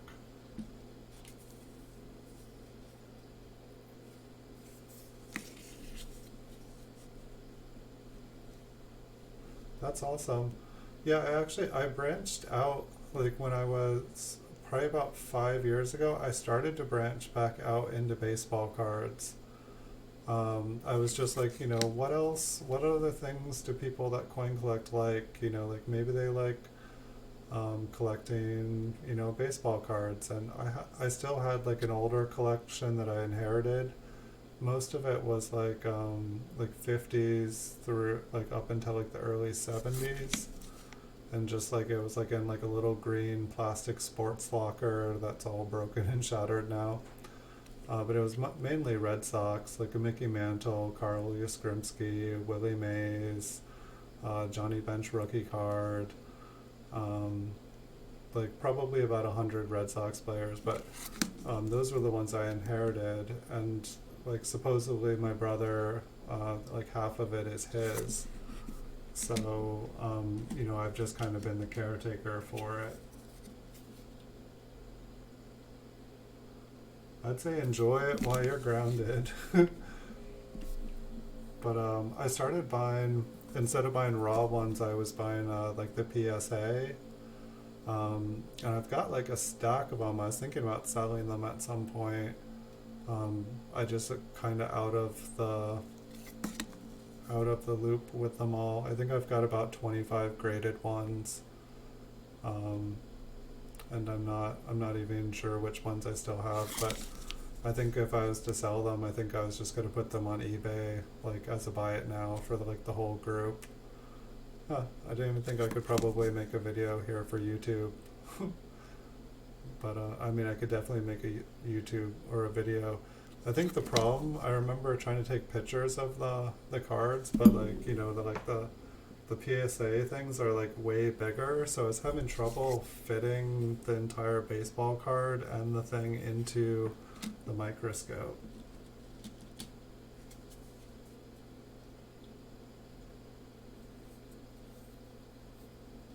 Yeah, it's like a scam. It's like rigged. It's, you know, the silver market saying that the spot is like what is it at, like $15, like 15.50 right now. I check it, but I'm not really involved in it.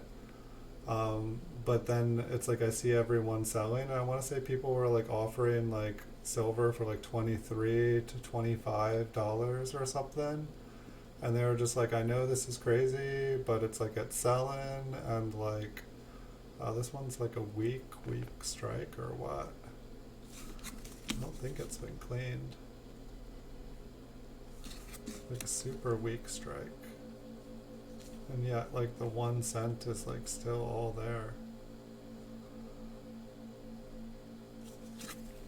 I could zoom in to see it, but it's not going to show anything.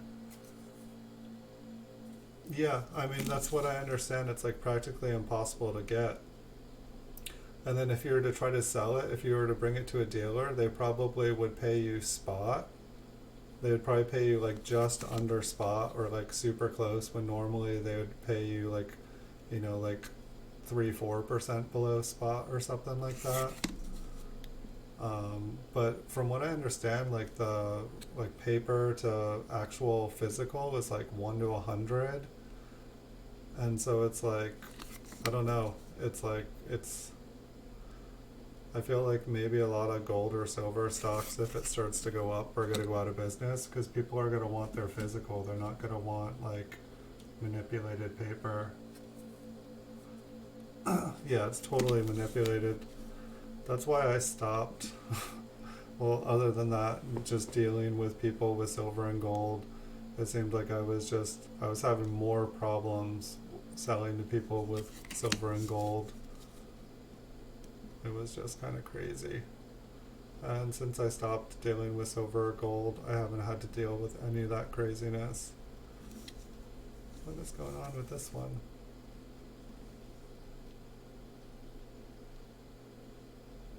Maybe it's like a woody. It just like, it reminds me of like an older coin, like a shield design on a 2 cent piece or something, just like smashed up against it.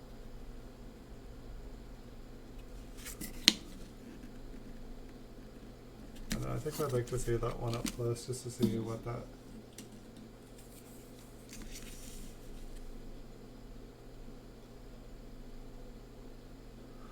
Yeah, maybe I should get those baseball cards. I can make a video of them and just put them up on the internet, put them on eBay. Because they're just sitting on my shelf collecting dust. I don't know.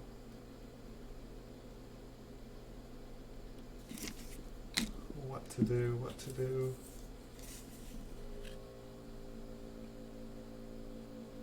This one looks like it's been cleaned pretty heavy.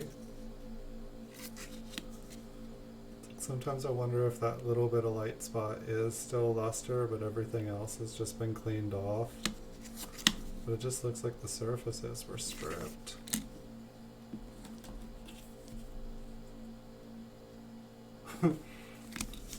Yeah, I started,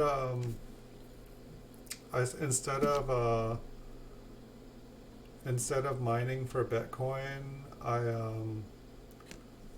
started like bot chains for Magic the Gathering online, and it's like now I have like 6 million Magic cards, but they're all worth like a thousandth of like a thousand are worth like $1. And so it's like it's really only worth like maybe 7,000 if I could find someone to want all of those cards. Which when the new Magic came out, like the newer one, I can't even remember what the name of it is now. It pretty much like killed the Magic economy. But if I had started like when I was gonna start mining, it was like still like $4 to $7 a Bitcoin, and you could still mine them. And it's like I could have like bought in at that point. Like I totally knew what it was. I just didn't. I don't know. I mean, I made money off the Magic the Gathering, but yeah, if I had been able to buy like $1,000 worth of stuff at that time, yeah, I could totally not have to work anymore. But at the same time, like a lot of the people that ended up making a lot of money, they didn't pay any taxes on it, and then they all owe a lot of money.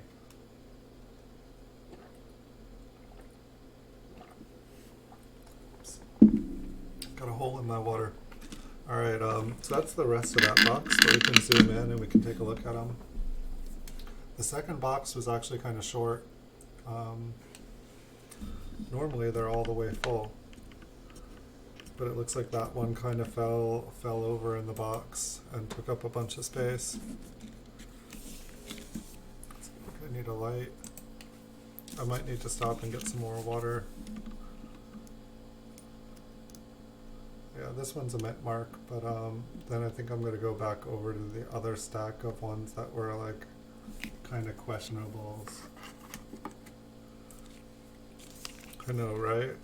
Only we knew some of the things.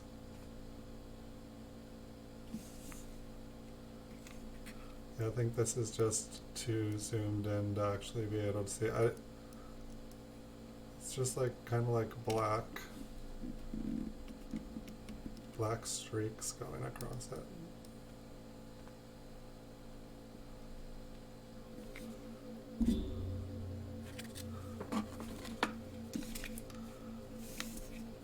Was this one anything, or did I just want to see the surface? 1930. Maybe it was Liberty? Maybe it was the L.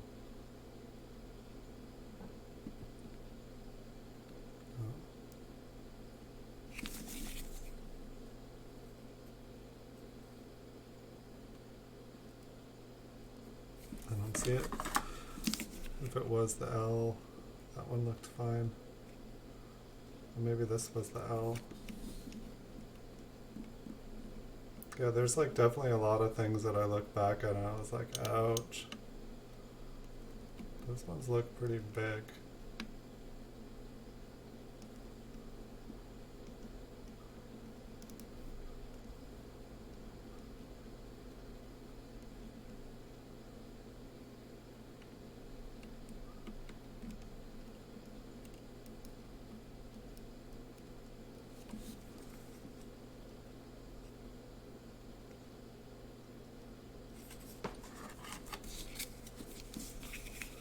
Well, one of these days I will go and fix everything with my time machine. I've just been trying not to abuse the privilege here, not try to draw too much attention. All my other life timelines, stuff got really, really crazy. Drew too much attention. This one's just nice and peaceful.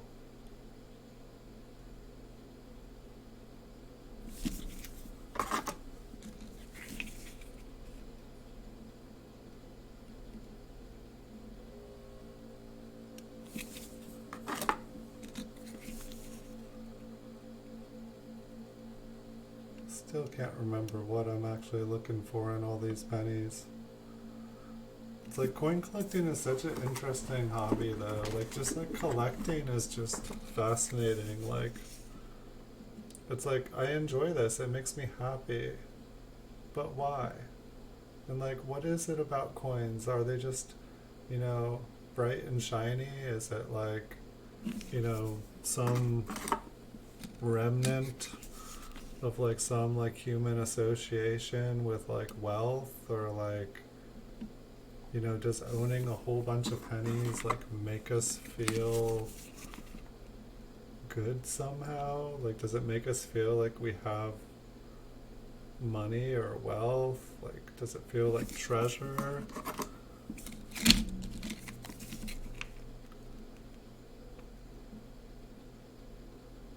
I mean, it's like I get like a nice, bright, happy, shiny penny, like, something that's like rare, and it's like I get this happy feeling.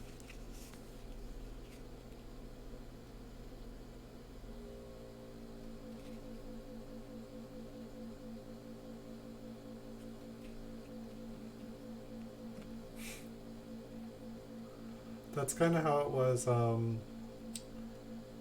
can't quite remember, but it was like I bought a ton of gold when it was still at like $300 an ounce. And then when it got to like $900 an ounce, I was like, whoa, I don't think it's going to get much higher than this. So I sold like half. And then I think it got to like 1100 or like 1200. And so like I sold another half of what I had.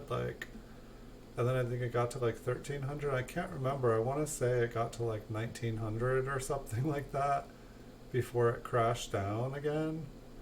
But it's like I made some good money, and like silver was like $7, and I was able to sell it at like would it get up to like 25, 30? Like I was able to sell pretty high on the silver, and but like silver used to be dirt cheap. Like it's like a bunch of the dealers, like when there were still coin stores around here, like they'd like let you like search through it all. They just had so much that they didn't even really care. They were just like, yeah, just look through it. Let me know what you want. Like nowadays, I feel like if there were any coin stores here, they wouldn't just let me like look through it. Like they'd be like, oh, that's too much money to let someone just be like rummaging through. Maybe different coin stores are different.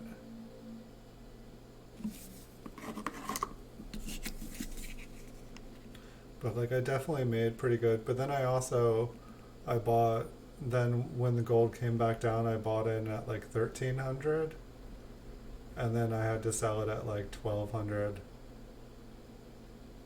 And so I don't know, but I didn't buy in nearly. I just like lost a couple $100. But like the first time I like pretty much tripled my money and then quadrupled my money. Like that was pretty good. I felt pretty good about that. I know. Yeah, no, that's definitely one of those things that it's like when you sell something and then it's like it just goes off the hook.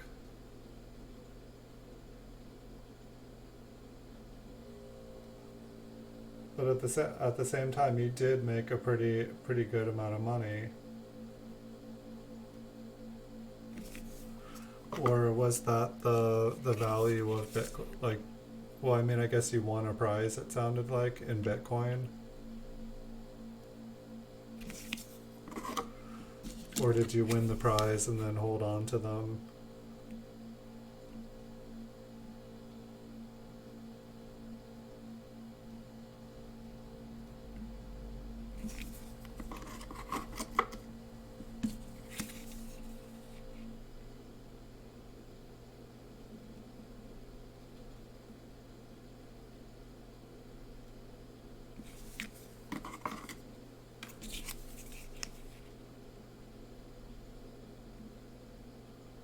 Well, hopefully, whatever and sometimes too, it's like, I don't know.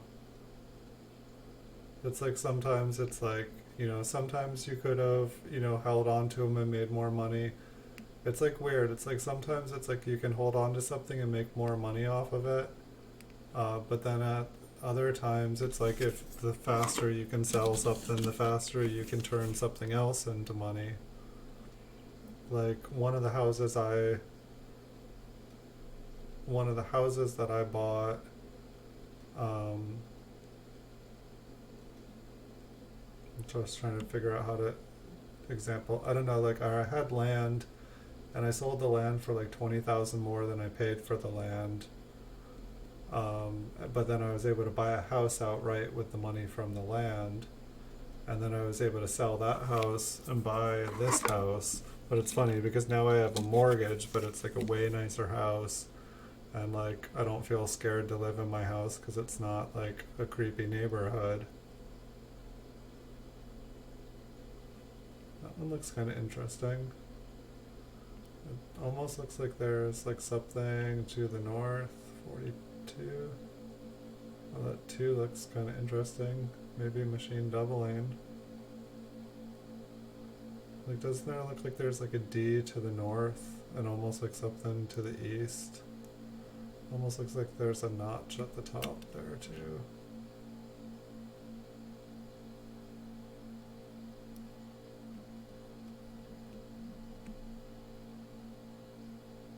It's probably just a worn die. But like, while I have a mortgage in this house is probably worth like 5 times what the other house was worth.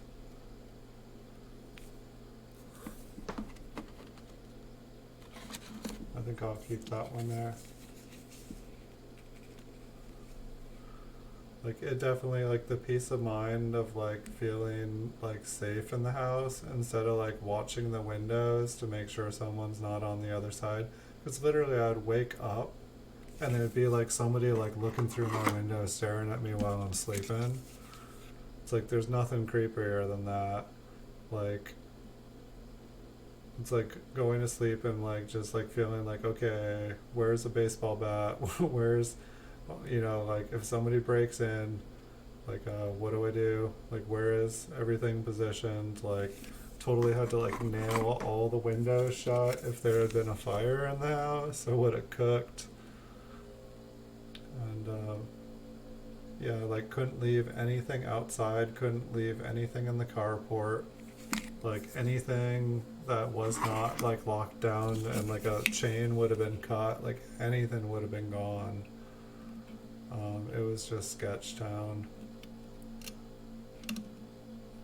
But it was nice because like the entire, like, you know, it was basically like I took like half of my 401k and paid for that house with the land and just bought it outright, and so I didn't have a mortgage. Like, I'd be in such a better position right now in life if I lived there, but I wouldn't sleep at night. I'd probably like be like look twice as old. But it's like I got this place because I was married, and then, you know, I guess my ex like really just wanted to be with a security guard that was like 10 years younger, and so she was like, yeah, I'm down for a 30-year mortgage. And then like less than 6 months after moving in, she's like, I'm gone. And so like now I'm like holding the house together by myself, and you know, it's like I'm able to do it. But it's like there's no, the only thing I spend money on, like the only thing I spend money on is coins for my business. Like, I don't buy anything for myself, I don't do anything, but I'm a hermit, so it's okay. It's horrible, right? But I don't really have any complaints. Like, you know, it's like I guess I'd rather be living alone doing this, working hard, keeping anything to be in a marriage with someone that was unhappy. Definitely I've been with enough people to know that if somebody is unhappy, you can't make them happy. Like, you can be nice to them, you can be kind to them, you know, you can be a good person to them, but they got to figure out how to make themselves happy. That's their, you make yourself happy, they make themselves happy, and like, you don't cause drama.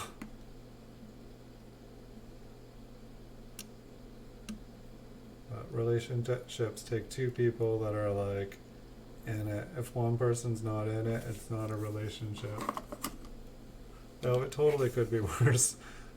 Like, my ex could end up, she tried to take the house, but she didn't get the house. She got some money, but she didn't get the house. And yeah, I was just, I was lucky.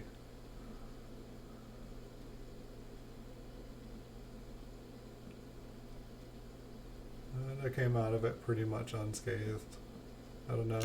A little bit jaded, but I still got a heart. My heart's not broken.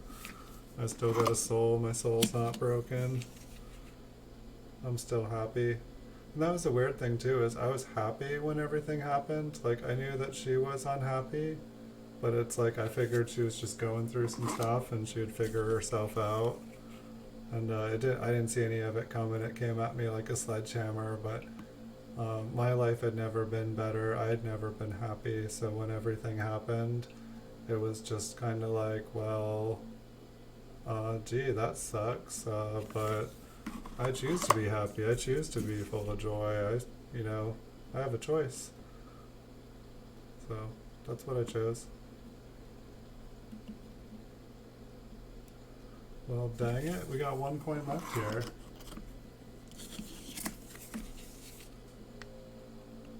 Well, I don't know. I don't really know why.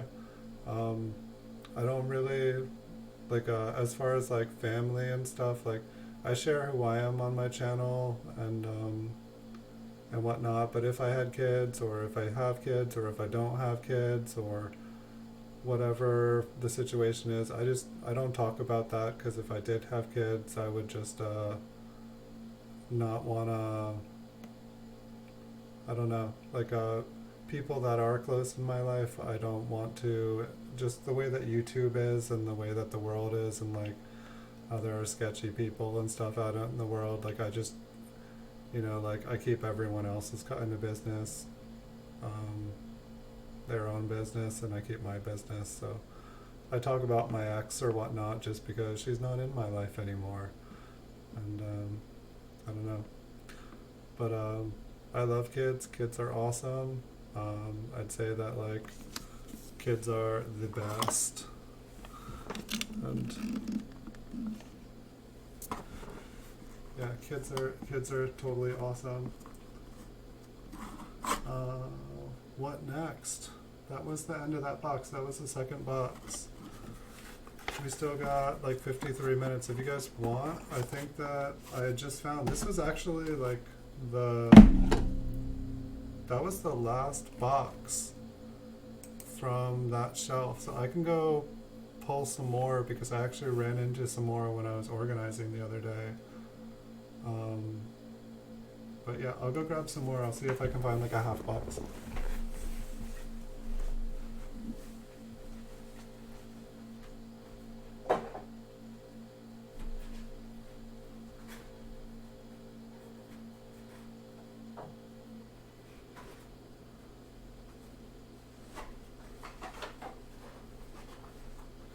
Alright, I found a half box. I'm gonna get some water though.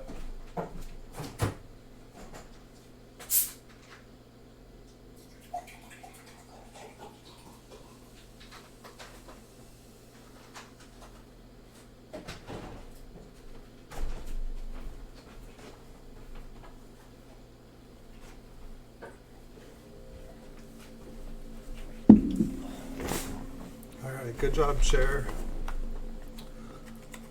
Did my chair entertain you guys while I was gone? Ooh.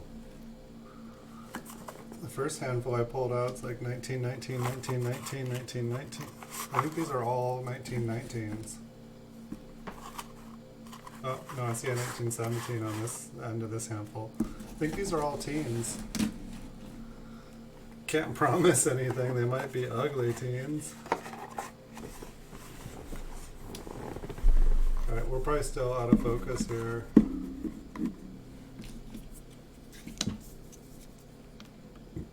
But I totally love kids. I'd have 10 kids.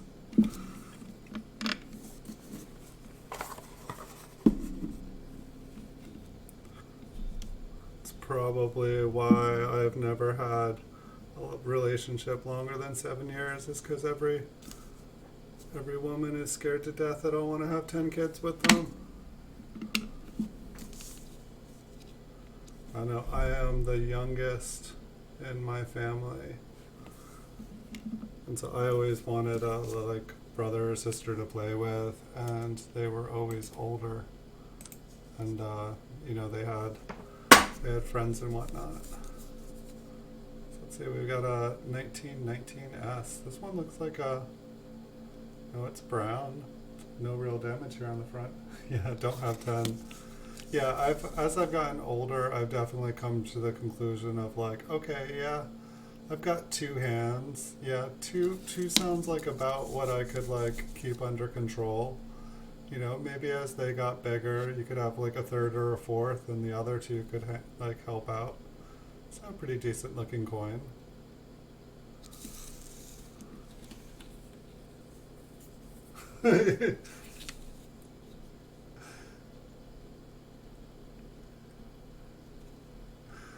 Ten kids.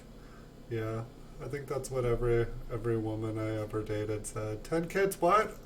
I'm out of here. I guess if I was like the kind of guy who like, you know, was not into commitment or like a serious relationship, like I don't feel like most other guys in that sense. It's like, I don't know, I grew up with like parents who like loved each other and treated each other well. And so it's like that's kind of like what I grew up seeing, and so that's, I feel like I could have this, it's like needs to be a little bit more focused or something. I feel like that's what I was always kind of looking for, and I don't know. I don't seem to meet the kind of girls that want commitment. They just are like, oh, you're cute or whatever. I could hang out with you. That sounds fun, but I forget what I was talking about. But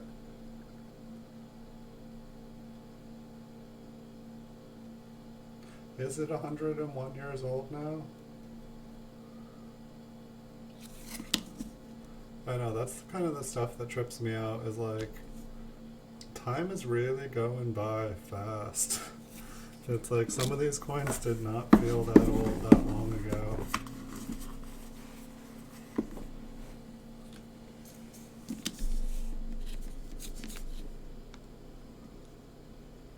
But yeah, like I don't know. I was like, oh, I was so excited. I thought my mom was gonna have like a baby one time, and I was like, I said like, you know, I was like, when are, oh, you're pregnant? You're having a baby? And she got so mad at me, so mad at me. I had to go sit in the car, and then like she came back out with like my brother and sister, and she had gotten like some new makeup, some new lipstick and stuff. Like, I guess I never asked a woman if she was pregnant again. Like, I just, that's like a no-no. Like, I learned young and quick. I learned the first time, you never ask a woman if she's pregnant. It doesn't matter how sure you are, like, never ask. So, but anyway, so one time I was like really excited, and but I just wanted a little brother or sister so I could play with them. So like the idea of like having a kid, it was just like, oh yeah, I have a kid, and like we could play any game they wanted, and like I'd totally be down to play like anything they wanted. It sounds so fun. Like, um,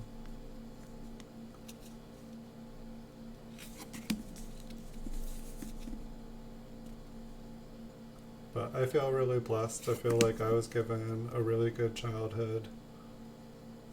And it's amazing. It's like in so little time, it's like, that's, I don't know, it's like, I remember like riding around on bikes and like just, you know, I was supposed to be home when I was a kid by the time it got dark out. But like me and my friends, we could go roaming around the neighborhoods, down the bike path, play in the forest, like just do whatever. And like it was cool, like, you know, like people wouldn't be like, what are those kids doing alone, where are their parents, their parents are neglecting them. Like, kids could be kids, you know, you could be like playing, you know, you could have a BB gun, you could have like firecrackers, setting off fireworks, like possibly doing worse stuff, and it was like okay. You know, as long as you didn't like hurt anyone or the police didn't get called, like it was okay. Like, and nowadays it's like supposedly not okay. I think there was that. Oh, look at this one's like off struck. Is this an off strike or a broad strike? That's a fat rim. See what the reverse looks like. Maybe a little bit fat on the bottom. It's like I remember growing up there was like privacy. And it's like I'm reading like articles now too just about like how the privacy, how we thought privacy had changed in like, like say like 9/11 stuff changed. Like electronic eavesdropping and stuff, it just went like global. I mean, it'd probably already been there, but it just became a little bit more in your face. It wasn't just like, we're not doing that. It was like, yeah, we're doing that and there's nothing you can do about it. But it's like some of the articles I've been reading is just like, saying that it's going to get 10 times as worse because of this, that basically we're going to,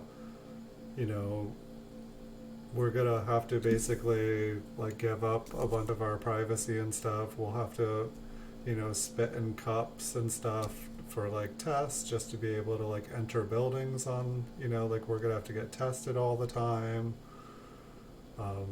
It's like they're all like already all the communication companies gave away all of our location data, so everyone knows where we are all the time. They knew where I was. I don't leave the house. It's kind of funny. It's like why I worry about these things when they probably just want me to sit at home, and I just want to sit at home. That sounds good to me.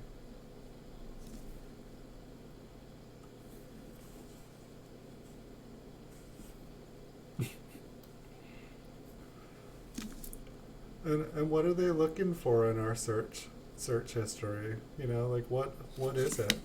Is it I have a fever and I feel sick? I think I have the coronavirus? Or is it like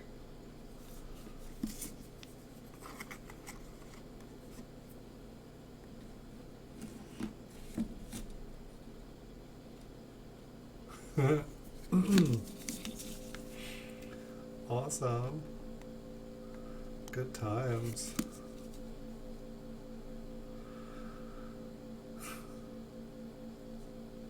I saw some comic about Bill Gates the other day. I don't it made me kind of laugh, but it was like like Bill, he helped like build the first computers, or not the first computers, but really the first popular computer. But it was like him like basically like pondering, and it's like, yeah, and if we build the computer viruses too, yeah, we can sell both. And it's like, yeah, and then we can sell the computer viruses, and we can sell the antiviruses. And it's like, just like, yeah, and we'll make computers obsolete.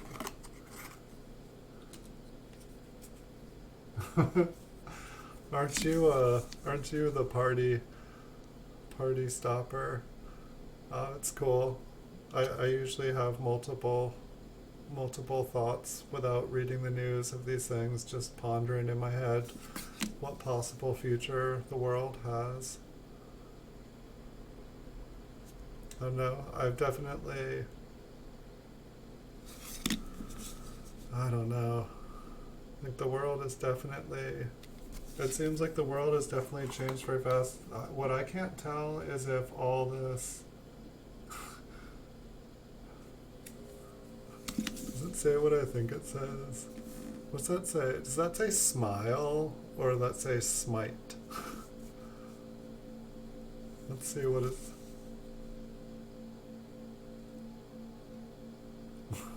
What? It's.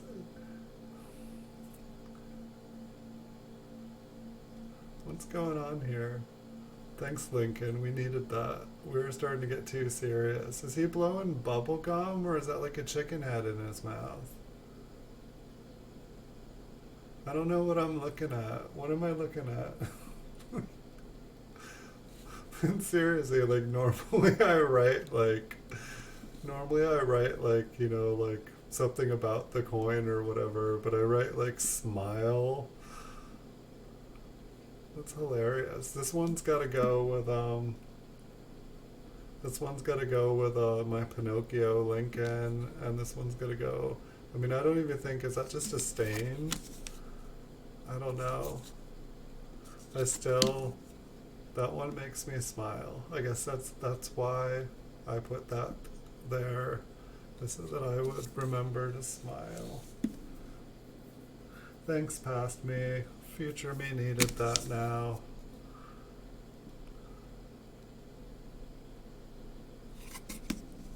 Yay. Okay, we've got some. Yeah, this isn't what I was expecting. I just grabbed a random box. I guess these must have been boxes. I mean, I just grabbed one, so I really don't even know what they are. But these must have been boxes that, like, I was starting to go through stuff, and I was starting to organize, basically fill one box with the best of a date that I had, and then I was passing on all the other ones. And then as I would get more nice looking ones, I'd go through and pull out. I was like, okay, I don't need to like keep 10,000 of every date. I can just keep, the 100 best of every date. And so I think that's what these are. I think that this is what this shelf is, but I'm not sure. And then I have like boxes, like I bought so many flips. I have a lifetime supply of staplers. Like the staples will probably last longer than my stapler. But it'll be interesting to see what these are. I mean, I have more that have not been flipped and sorted, so they couldn't have been compared to these ones, but I think that that's what these all are. I think that these are the best 1919s that I found, like penny roll hunting, basically. It's like, I'm sure I could have bought nicer ones if I was buying each one individually, but these are all coins that I found. And so, to some people, these might not look very exciting. These look way nicer, like say, what I was, before I started these videos today, like these are what I was going through, and this is, well, that's actually, this good 4 actually looks pretty nice here. A bunch of these ones, like I had like a very good 10 and it looked like trash. But I bought like another collection of these. There's like 26 of them in the collection, but I think the highest one is extra fine 40, but it's like 1915 to 1920 something, like 1925 or something. And but I was buying those because I have like huge playlists of like, MS66 and 65 and 64s, but I don't have any low grade coins to compare to. And so I wanted to make like playlists of like lower, but it's hard to get low graded PCGS slabbed coins. I figured I'd make a lowball collection with them as well. And then some of the dates I don't even have, because as soon as I get a good one, someone buys it off of me, because I put all my coins in my collection up for sale. Is that a 19? Oh, there are 1917s in here. Okay, so these aren't all 1919s. These are just, maybe these are just better looking. This one looks like it's been partially cleaned. It's like they started to clean it, and then they said, no, it's not worth it. See, and part of the problem is it's like I've moved so many times up until I was in this house that I don't even know what, like, some of the coins. That's kind of why I'm just like, I just want to go through all these and deal with them, is that I just don't even know where everything is. I don't even know what I have anymore. I mean, like, yeah. But I mean, some of these, I mean, these look way better. than the graded ones that I have. I at least know. So yeah, I don't deal with coins of this grade all the time, and so it's like I don't even know what these are worth. It's like I'm guessing, for 1919 is a pretty common year. You really have to get up to like MS63 or something like that for it to probably be worth like $20. It's like my guess is this is like a very fine 35, like possibly, I don't know, almost looks like, I know, I would guess like very fine 35.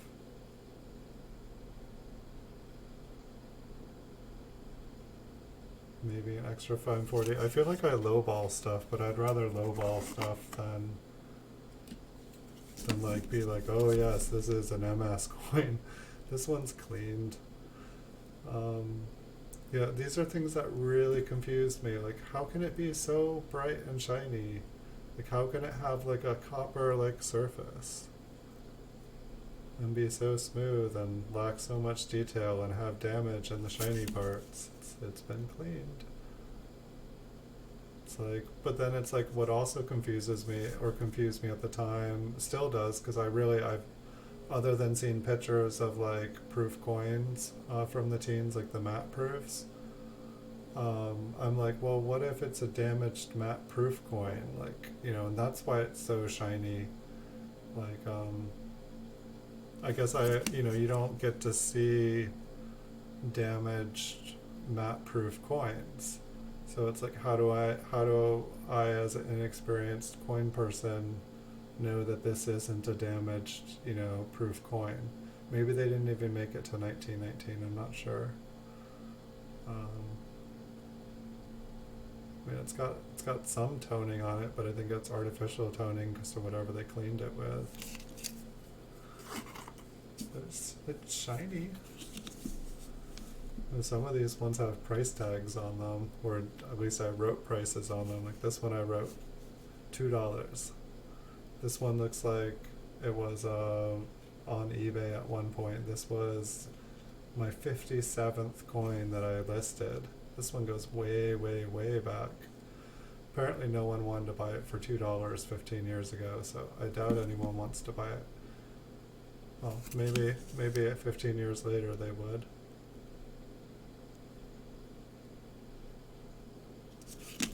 This will be interesting to look at these because I see prices on a couple of them. So this one, $3.53. This one I wrote $15. And so what do you think? Is it going to be horrible? It's cleaned.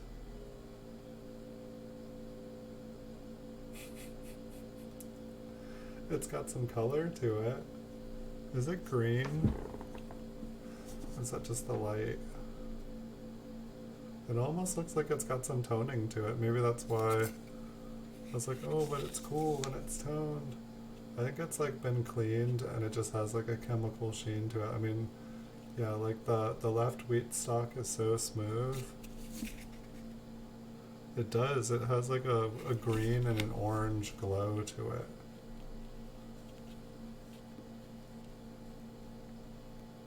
I guess I could see why I was like, oh, this coin is really cool. It's toned green, it's not a high grade coin, but it does have some cool colors on it.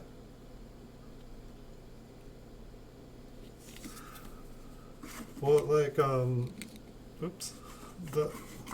I still don't fully know how, but higher graded ones, I can definitely tell a 63, a 64, a 65, a 66, and a 67 apart. I can sometimes feel like I can tell a 67 from a 68. This one's also got some green. It's also been cleaned. See, I don't know if, yeah, there's definitely some damage on it. It's interesting, this one's got the same kind of green glow. It's nearly identical to the other one. And it's damaged and cleaned like the other. Maybe they came out of the same roll. Be interesting if they were like all of a sudden I had a big chunk and they're all like that. This one's pretty smooth. Yeah, a bunch of these like just look like they've been cleaned.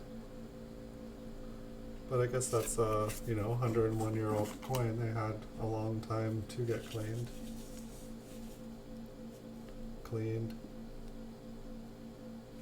Smoothed. It's a smoothie.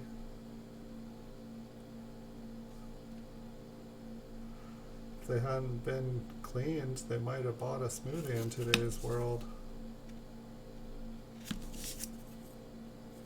That one said 15 on it. This one says 25. I was such a young entrepreneur. $25 for this cleaned 1919 with a fingerprint on the back. That's a tiger stripe. That costs extra.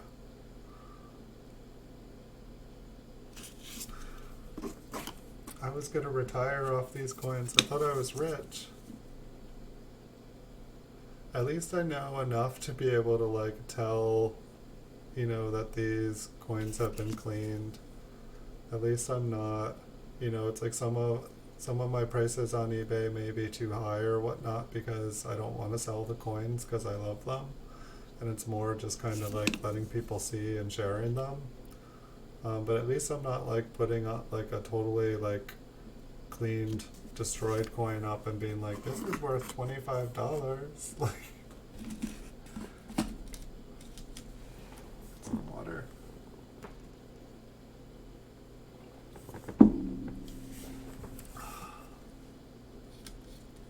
I think this might be the first, maybe it's the second box of all teens that I've gotten to go through on this show. I was just planning on doing 2 boxes. There's like a piece of glue on the back. Possibly someone attached something to the coin at one point. Don't think that's an error. It looks like it's extra. The coin's been cleaned. A lot of these have been cleaned. I mean, like, for me, looking at lots of coins, like, you can, like, check out, like, the how to grade a coin videos and stuff. But the problem is, it's like, every coin looks different. Like, I don't know. It's hard to explain, but just what I would say, it's like if you develop like an interest in like one kind of coin in particular, then it's like you have a couple options. You can buy a bunch of coins that have been graded and then use those to like compare other coins that are not graded. I mean, it's because like if you're the kind of person that can develop an eye and be able to like tell a good high grade coin in the raw, then it's like there's a lot of money to be made collecting in the world. If you continually buy a bunch of clean damaged coins thinking that they're high grade coins and keep trying to get them graded and find out that they've been altered, it's going to be an expensive lesson over and over and over again. And that's actually one of the reasons, for the most part, that I just started buying graded coins. I probably could have made a lot of money over the years. Oh, that's 1929. What's going on? Are we in 20s? We're in 20s here for a minute. I guess these were not all teens. Anything can happen on this show, people. Just when you think you're getting comfortable and know what's going on, everything changes. But for me, it's like, that's been one of those things where it's like, I've been for 7 years now, this has been my business, buying and selling, for the most part, graded PCGS coins. That's what I do. That's what I make my money doing. And like, I still have questions, like, and I pretty much specialize in small and large cents. And I don't even really feel comfortable grading large cents. I started, like, when I started doing the mint cello videos, one of the reasons I was doing those is I figure I look at thousands and thousands of coins in the mint cellos, and those ones I know, since they're the mint cello, they haven't been damaged. Some of them might be low grade, but it's like I can get the idea of what a typical mint state coin looks like. And same thing with like roll hunting with original bank wrapped rolls, although sometimes you get damaged coins in them. I mean, some of the mint cello ones I saw, they had some damaged coins too, but they were mint state damaged coins, which I don't know if there's a difference. I mean, I guess there's things that happen to the coin, like if it's an error at the mint, that's one thing, but if, somebody just like smashes a coin at the mint, it's damaged. Yeah, some of the stuff is still mysteries. I just wish I had like somebody, like a master that I could have apprenticed to, just like someone around here that could have taken me under their wing. When there was a coin store here, I totally tried to volunteer a couple times, but the guy did not trust anybody. And I get it. I get it why he didn't like trust like a young person who was ambitious. It would have been cool. Like, I don't know, there's good teachers out there, there's good schools. I kind of like the master or apprentice kind of thing. Like, I feel like a one-on-one, you can learn a lot more and you can really become eventually the master of a trade. I feel like when it's one teacher trying to teach 30 pupils, it's not, maybe some things you can teach 30 pupils, but like some stuff you need, like all the attention. Yeah, a lot of stuff does seem subjective, and like looking through those PCGS ones, there's like 26 of them. I'm looking through some of them and I'll look at like a good 4 and then I'll go on to like a very good 10, and I'm like, that good 4 was way better like than this. I'm like, it's like I get coins and I'm just like, what? I'm like, no. And then sometimes like I totally find coins in the PCGS slab and I'm just like, no. Here, wait, I think I got an example here. Yeah, I do. This was yesterday. Alright. I'm pretty darn sure PCGS screwed this one up. Maybe you saw it if you've been watching my videos. But, so, here we have a super, this is an expensive coin. Like, this is worth a lot of money here. This is a 1969 S in mint state 68 red condition. This is like, I think this is top population. I don't even know. I haven't even looked up to see how much it's worth, but do you want to buy a 1969 S MS 68 red? I'll give you a good price, like $25. Does that sound good to you? Like, let's take a look at this beautiful business strike, this beautiful mint state coin. It's been authenticated. It's graded by PCGS. They don't make mistakes. This is, the leading, this is the leading grader in the industry. All right, you ready? This beautiful coin, and granted, this coin is one of a kind. I'm sure you've heard of the term proof-like surfaces. This is the coin that they made the term for. Check out how beautiful this business strike coin is. It's so gorgeous, is it not? It's got, not only is it mint state 68 red, it's got proof-like surfaces. And yeah, they didn't put proof-like on the label. This is an older slabbed PCGS coin. But check out the surfaces. Check out that mint state luster on there. This is an MS68 red coin. So gorgeous. So gorgeous. Yeah, no, this is a proof coin. This is a proof 68 red coin. And it would be, like, somebody could be criminal with this slab. Like, I mean, I'm pretty sure anyone that thought that they were, I'm pretty sure anyone who would be willing to put the money down for a Mint State 68 1969S. I'm not even sure if there is one. Like, I'm gonna check.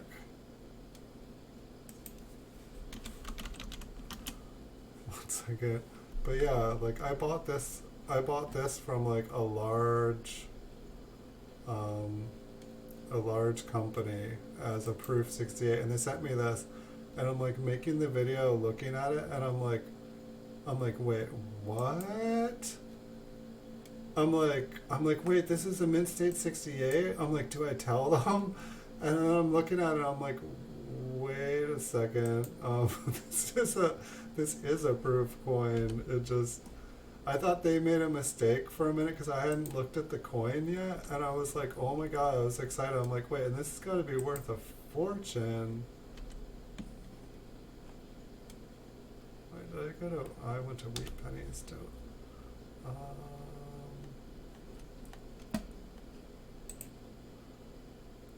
But yeah, people make mistakes. I forget what I was talking about with mistakes, but so 1969S.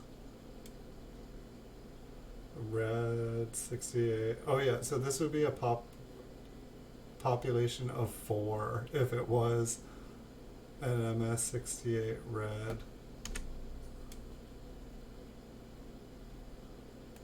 Anyway, I want to look at the price guide. Because like this coin could be like seriously like criminal, like if somebody used it for not for good. Alright, 69 yeah, there's, wait, it doesn't even show a price for a 69S. It just said there was a population of 4. That makes no sense. On the price guide, there is no price, hint suggesting that there is none.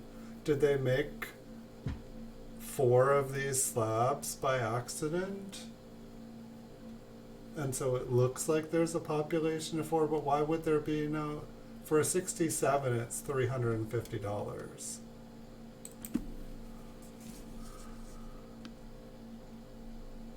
When yeah, when I look this one up on PCGS, it says MS68 red when you use the cert number, but it also says $0. So it's just like, what? What's going on? It looks like it has a little bit of toning maybe in the corner there. I'm not sure. But yeah, this is actually, the mystery just kind of deepened there when I think about it, because the population says 4. The price guide doesn't give a price because there are none graded at that. And then when I look that coin up, like if you want to, oh no, I just broke it out of its slab. It's gone. That's like the second slab I've dropped tonight. Like I never do that ever. I mean, there's carpet underneath me, thank goodness, but it totally hit a chair leg. Here we have another nice cleaned coin. God, it's hard to go back to, isn't it? I totally had to like stop the collection. Here's the cert number, 37821554. It even looks a little funny. It's like, I always like the PCGS slabs where it's like they like totally ran out of ink, but they're like, you can still read the number. I've got a 1921. But yeah, I totally had to like go and just, normally I do 1 package at a time, but after doing 6 of the low ball or the lower graded ones, I totally needed to like look at something like shiny again.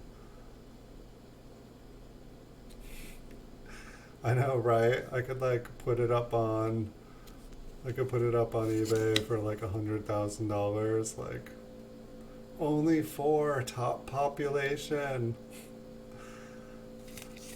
One has never gone to market, so PCGS doesn't know what to label it worth. Just like, I'll sell it to you for $25.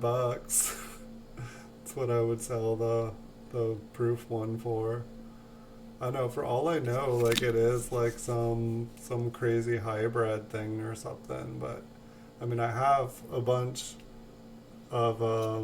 I have a bunch of proof 68 red coins, but like literally for a moment I thought that they had sent me a proof 68 red. I got that one from Serious Sports. I won't say their full name. That one came off of eBay, and I thought that they had just messed up and sent me the wrong one. And if that had been the case, I would have. But then when I was like, wait, and then I was like, wait, it's not even showing up as money. I was like, half of me was like, I should ask for my money back. I'm like, I know you guys said slab may vary, but this one is not a. It doesn't say proof 68 red on the slab. It doesn't match the description.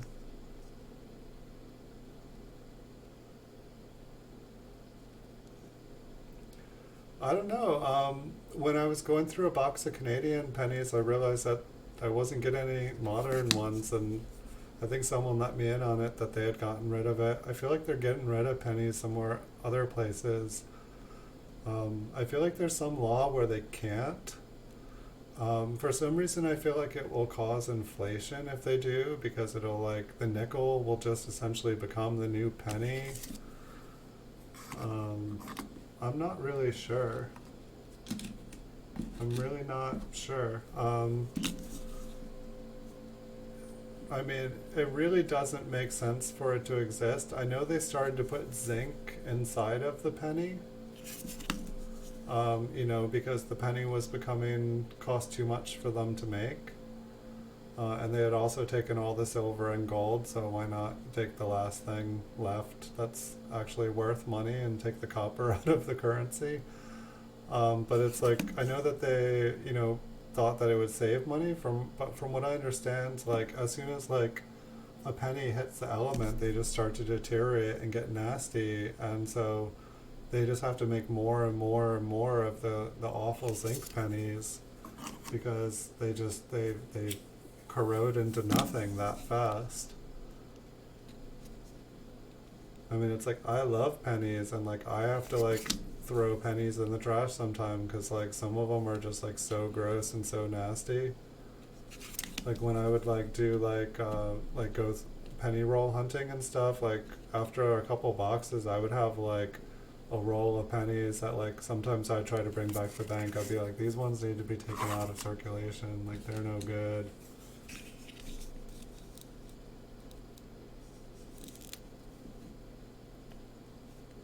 Yeah, I mean that's the best way to hold them. Like I don't spend copper pennies. I definitely check them all to make sure like all the copper ones go away. I used to have a machine to do it because I think I actually noticed that copper was back up to about $3 a pound, I think. I haven't checked to see what it is, but it's like three rolls of pennies, about 150 bucks. I'm sorry, 100, about $1.50 in pennies is a pound. And so if it's worth $3, it's like basically by just having them in their penny value, in a bag or in a box or however you keep them, they're basically worth double their value. And I know it's illegal to melt them down, but it's not illegal to just have them like that. And what better way to store bullion than in coin form? So that's the way I keep them. This one looks a little bit better. It looks a little bit more like natural, like it hasn't just been like totally cleaned to death.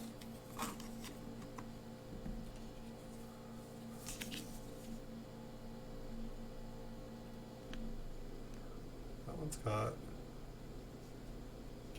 that one's kind of cool. Maybe I'll wait to see the reverse here.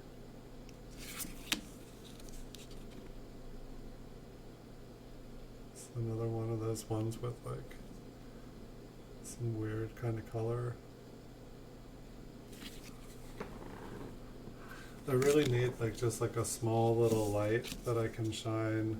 It's like this is like the pretty much every day this week there's been at least one time, because it's like I can lean into the light over there, but that one's too strong. I just need to be able to hit it with an angle to see what the coin actually. This one's got a cool front though. I like this texture.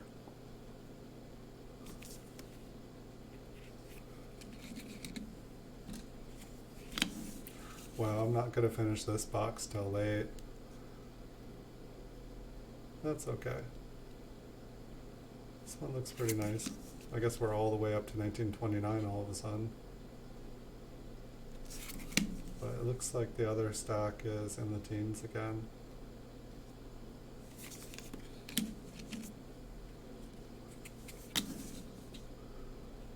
This one looks like it's been cleaned. The back looks like it's been cleaned. It looks like it kind of like, you know, just went in a circle. It's like when everywhere around a higher device is like darker than like the fields are in the open spots, it usually means, you know, it's like here, it's like everything is so bright yet all scratched up and all the details lost, and but then it's all darker in between, you know, around the lettering. It's been cleaned.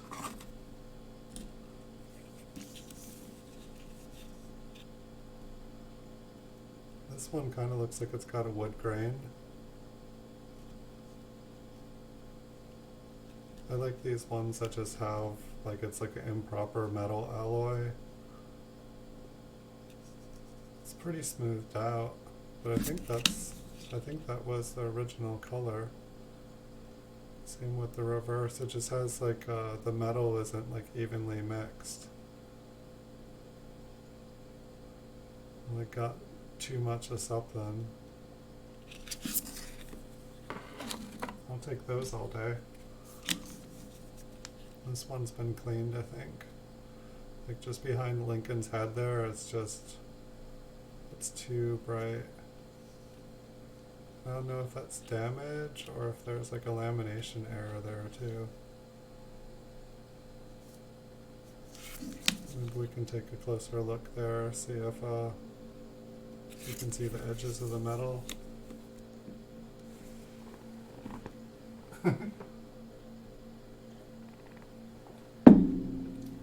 I don't know what would happen to the penny market if, see, it's like, you know, I feel like by keeping the penny, it keeps people interested in the penny.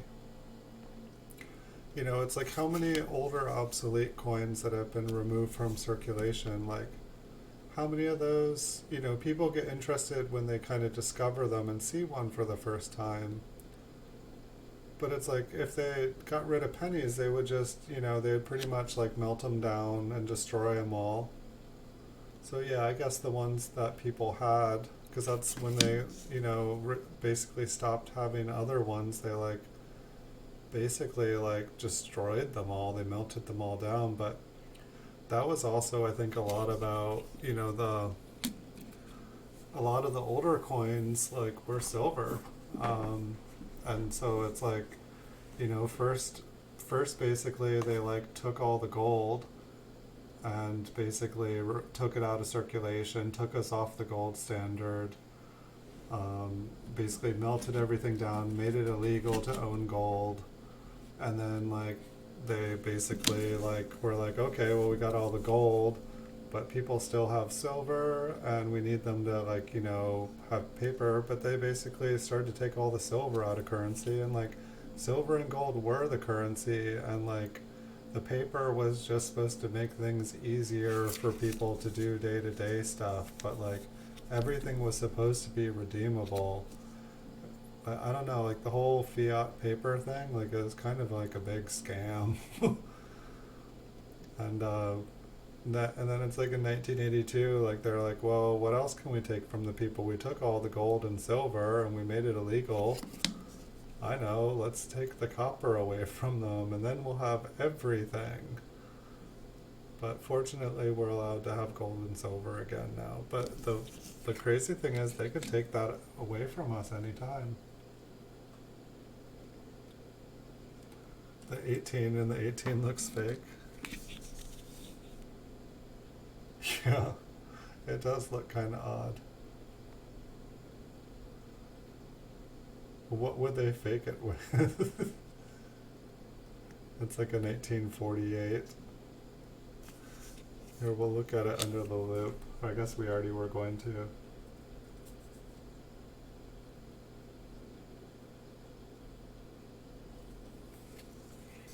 I think you can. I think there are like some things where like you can like destroy them for educational purposes or something. I think and it's like, I feel like you can deface them or something as long as it's not, like if you're trying to alter money so that, to try to, pass it off as other money. Like, I guess, I don't know, I was reading this book the other day, which I think fell on the ground. Yeah, it did. It fell off the shelf the other day when I was streaming.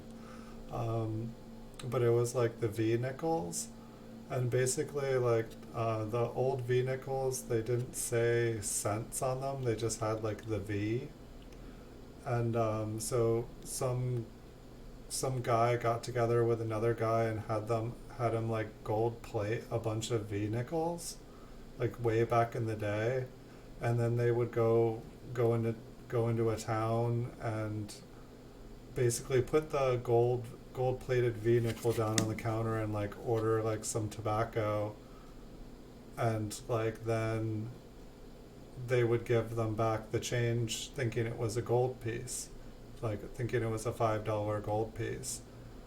And then they would, take the change. Basically, they would take a nickel, turn it into a $5 piece, and then get $4.95 back and some tobacco. So they took it across country and went from town to town to town, and they went through like 2,000 of these nickels.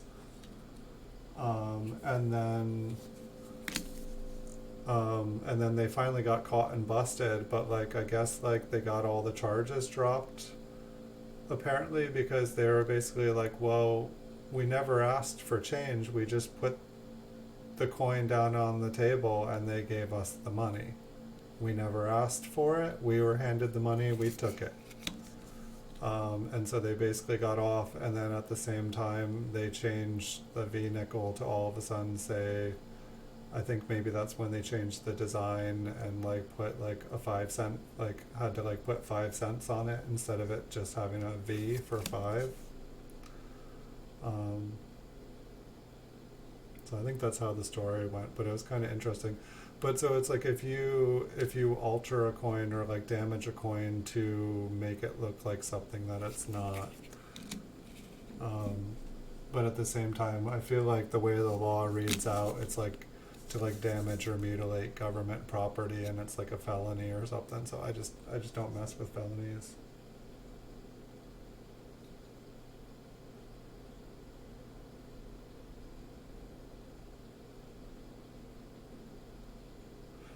Yeah, like, and from my understanding, like, say the Flying Eagle cent, like, way back in, like, 1856, the large cent was costing more to make 100 large cents. It cost more than $1 to make, so whenever they made 100 large cents, the government would be losing money. And so supposedly they passed this whole thing where it's too cumbersome for people to be having these huge, like, large cents in their pocket. So, like, the normal person needs, like, smaller currency, and so we should make these, like, smaller coins that are easier and will devalue the, I think the person pitching it, they owned a nickel mine too. And so, like, basically the person trying to convince the politicians or whoever made the first small cent, which was the Flying Eagle cent, basically to convince them to like add part nickel into them. So like Flying Eagle cents were officially the first coin called a nickel, because they were the first coin to have nickel in them, because the person that convinced them to make the small cent, convinced them to put some of the nickel from their nickel mine into the Flying Eagle cent. And so that's why they have like kind of like a lighter copper color to them. But yeah, I believe nickels cost more. I think the dimes, I think they make money off the dimes and the quarters, because the quarters basically I think have copper, like a copper core. Maybe they even have a copper zinc core. The quarters seem to decay these days too. Ooh, this one has an E on it. It says it's an error. What is it? Oh, it's got a lamination error. I think, I mean, there's some, like, the plastic on this is ripping up, but I believe that the surface also kind of looks like the ripped plastic at the same time. Looks like it goes almost all the way across. We'll take a closer look at that. If there's anything to look at up close. What was that? Just some rim damage. Making sure there weren't some little baby cuds there.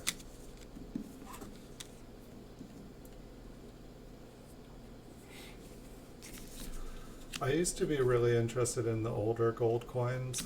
I always thought if I was going to get heavy into collecting gold, the older stuff just seemed really cool, but I don't know, I kept running into like counterfeit gold pieces, and so it kind of turned me off on them.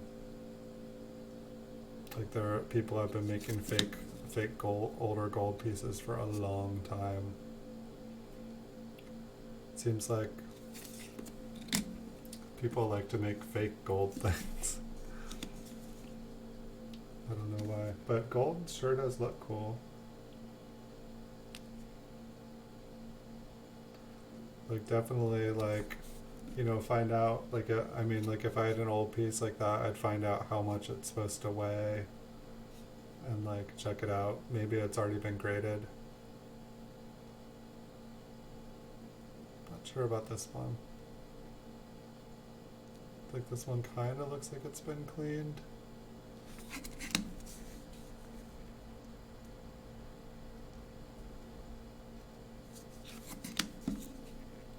Maybe it's just wear. Well, I'm not sending it in to get graded, and I'm not selling it today, so I guess I don't need to worry about it for too long.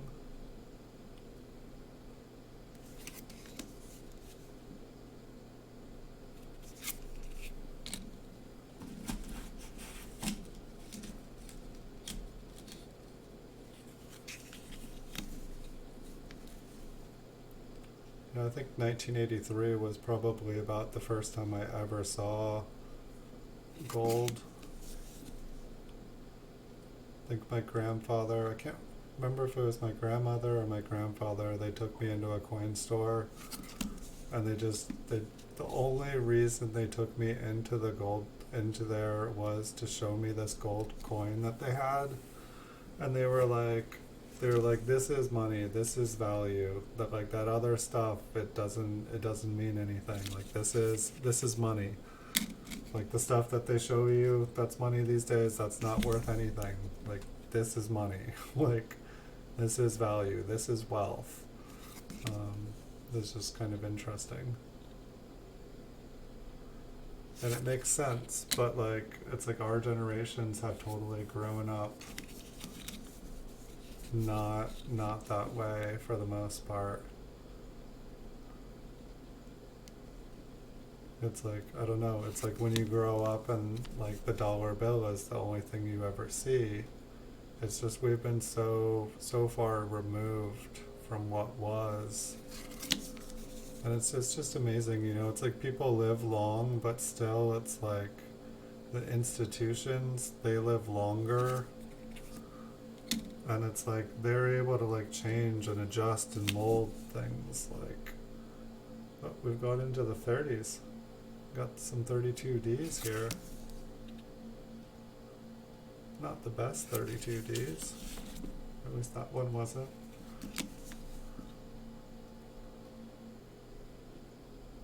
See, I mean, but honestly, this is like if you had asked me like, what was in all these boxes, this is what I would have thought kind of like a standard box would have been, like there would have been a box with like a bunch of 1947 Ps and a bunch of 1952 Ps, and like maybe, some boxes of some, nicer looking 57 and 58D, like, bright red BUs, but with like small spots and stuff on them. But then it would have been like just like a bunch of older stuff and a better looking dates and stuff, better mint marks. But it has definitely been interesting to see like just how many cleaned and damaged coins there are.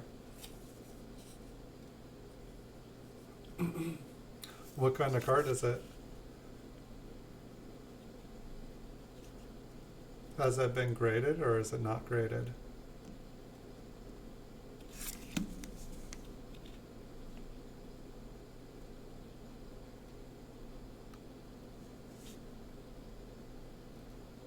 The rim is kind of damaged. Why did I say E on this one? Did I think that damage was possibly an error? I mean, it just looks like it got crushed.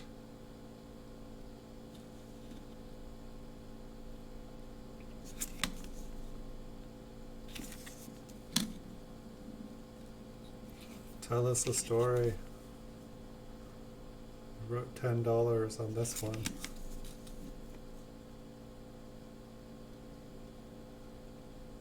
I don't think I would pay $10 for it. Maybe if it was in a PCGS slab, just because I know that somebody would want a low ball.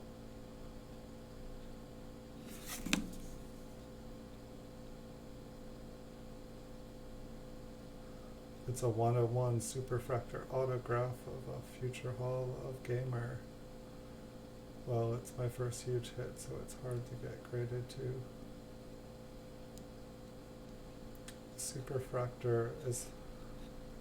What is a superfractor? Like, I understand that they like do all these things, like make like special cards and like cut up uniforms and like,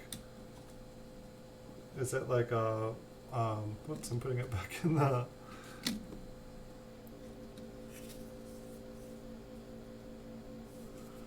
is it like kind of like a holographic kind of thing?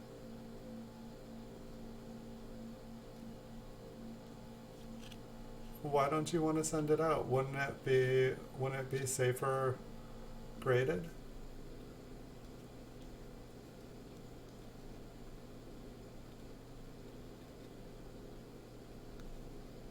Or could it, if it doesn't come back as a perfect grade, could it be harder to sell?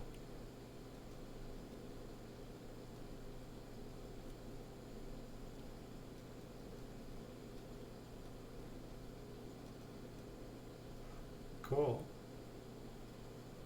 So it's like a super premium version of, yeah, I think I've seen stuff like that.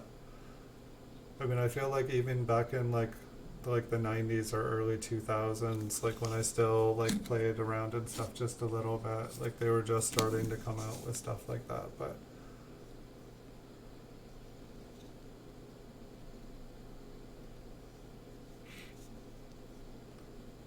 it's definitely interesting, like how so many of like the baseball players that like were kind of, I don't know, like the Red Sox were kind of like they were the ones my family always were rooting for. So like the people that were supposed to be my heroes were like Wade Boggs and like Roger Clemens and like, and then it's like they all like get into like mad trouble and do bad things, and I'm like, wait, these are supposed to be my heroes? Like, come on.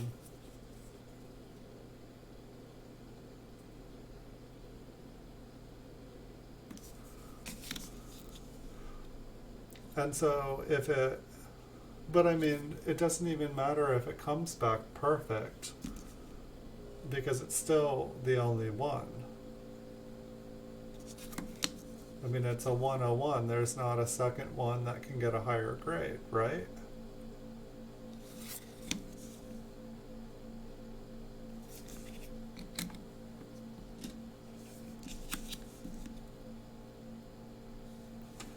yeah, so it's the only one. So it's still it's still the best. Like there's not going to be a better one. If someone wants that one,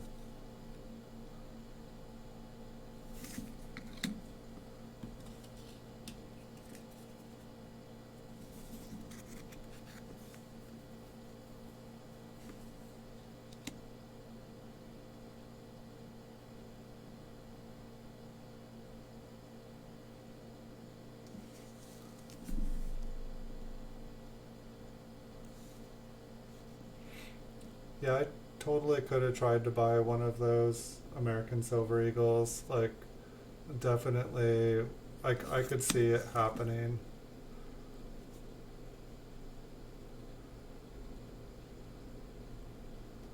I totally should have. What I thought was odd was how households could only get one, yet PCGS and NGC both ended up getting 5,000 each.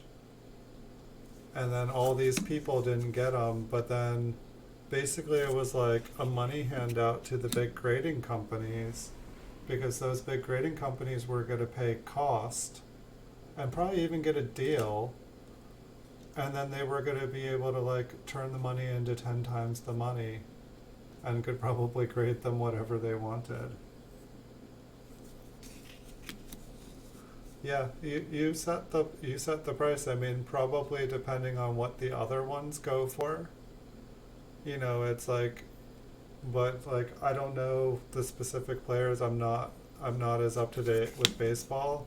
But if like he is one of the better cards that were made, it probably would have premium above the others. Like if like they're like just okay compared to the other players, I would say, you know, try to get high around what the other ones are selling for.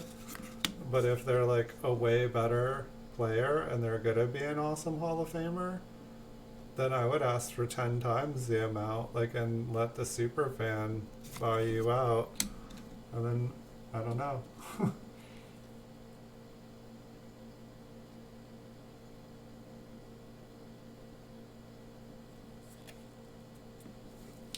Yeah, they were.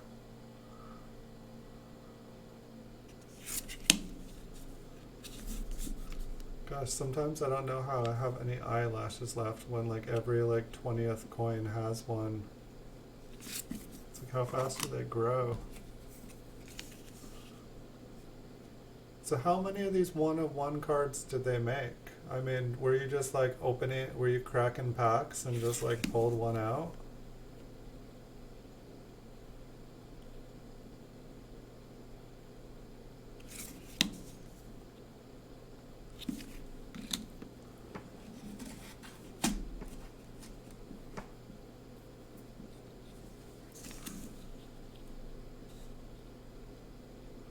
I mean, if I would definitely probably get it graded before, if it's that valuable of a card, I'd try to get it graded first. Just you don't want to send it to somebody in like an unprotected case and like have them like handle it with their hands and destroy it and then be like, oh, I don't want it, I'm sending it back.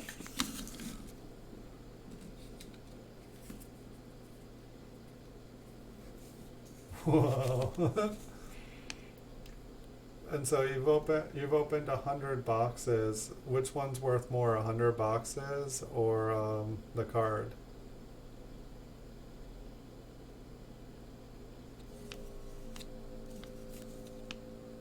I think there's something under the Liberty there. Or scratch. I want to look at that closer.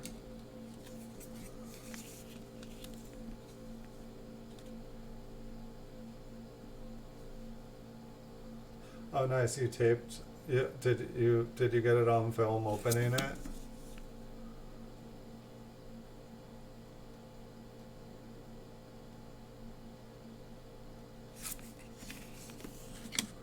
And so you opened 100 boxes, but you say you haven't sold anything.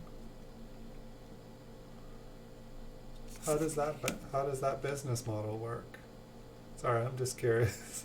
It sounds like me buying like tons of bags of wheat pennies and sorting them all out and then like keeping them all like these are worth money and then never selling them. I guess like that one of the reasons I never sold most of these is that I just never felt confident selling them. Like it's like say like this one, it's like, you know, it almost looks like it has mint luster. It's probably been cleaned. There's like a little dink on it, but not like a full understanding of the market and what things are worth. And it's like, what if this is $100 coin, but what if it's just a 50-cent coin? Like,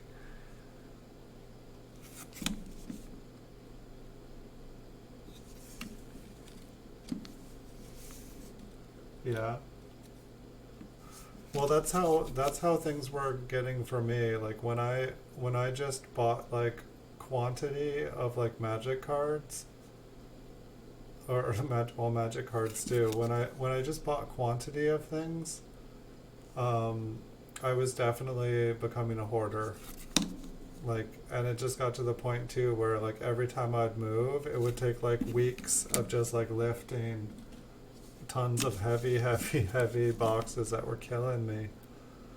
Um, but I mean, we can do whatever we want. We can do what makes us happy.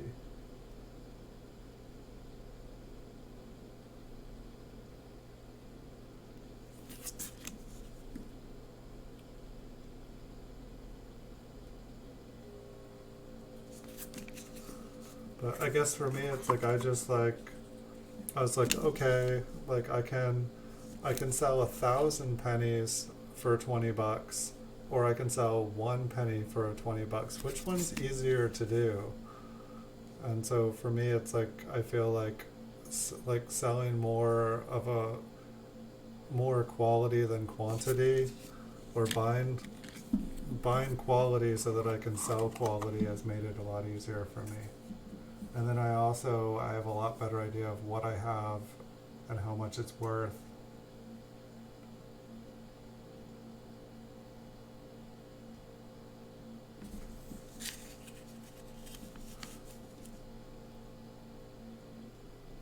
Yeah, that's the hard part. It's like, you know, sometimes it takes more time than the money is actually worth just to figure out where the money is and things. Like, it's like you have to do all this time and research, and then like actually like, you know, listing coins or cards, it takes a lot of time too. And then it, you know, oftentimes with eBay, you know, you have to pay to list stuff, whether it sells or not. And then if it sells, you know, you have to, you know, if you put it up for like for an auction or something like that, and you don't even make the postage, it's like, I just gave away something I liked, and I had to pay to give it away.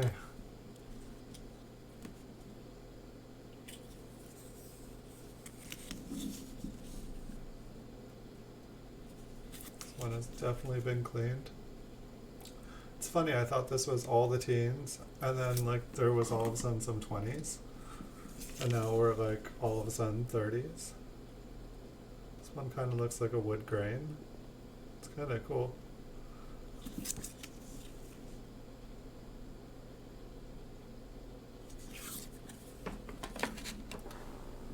Yeah, I think I have like some old ungraded baseball cards from like the 50s and 60s and maybe early 70s. And then I have like the graded ones that I bought. And I think I paid like between like $5 and $20 for the graded ones.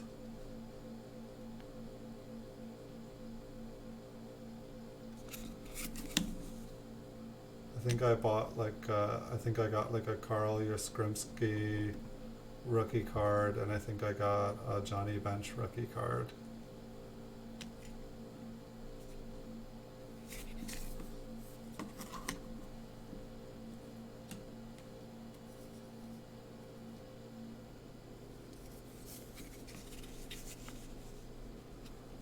Yeah, I enjoy looking at these under the loop too. Sometimes I feel like I can see them better just looking at them, just because I see everything all at once, and when at least I have a big screen ahead of around in front of me, so it's like I kind of have to look over here and over there. Sometimes I look at the camera and I look like I'm cross-eyed. I'm like, whoa, do I look like that the whole stream? Um, but it's definitely, it's cool. Like I was watching my videos on the projector the other day, and like the entire wall was a penny, and I was like, wow. I was like, I wonder if I could set up so I'm just looking there, I'd be able to see everything. This one kinda looks like another Woody.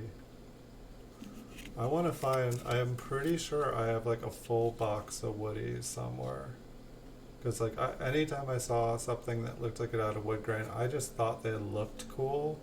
I didn't know that they were a thing that people really like to collect, but I guess it makes sense. But I need to start like making a box until I find the other one.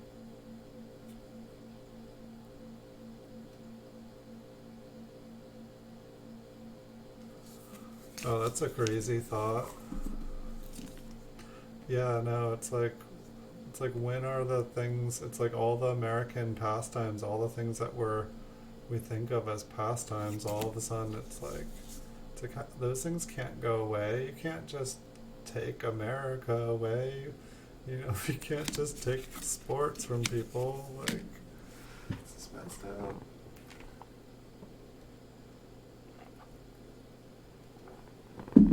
It's like funny, it's like I'm not even thirsty, it's just I never really notice how when I talk so much it makes you like, I mean, it's like my voice ends up cracking and stuff. I guess I understand why when people are like talking or like teachers or speeches, like they always have that glass of water there. It all makes sense now. Let's go in deep. Alrighty, right. I zoomed in. Alright, we just need a light, that's what it is. Alright, what was I looking for on this one? Was this a lamination?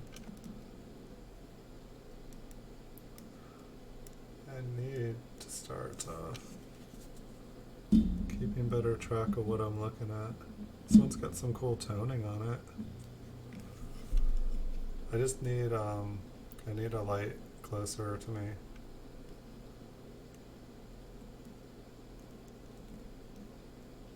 Oh, okay, yeah, I remember. There was like it's like a hair or something, like a little thin plastic strip.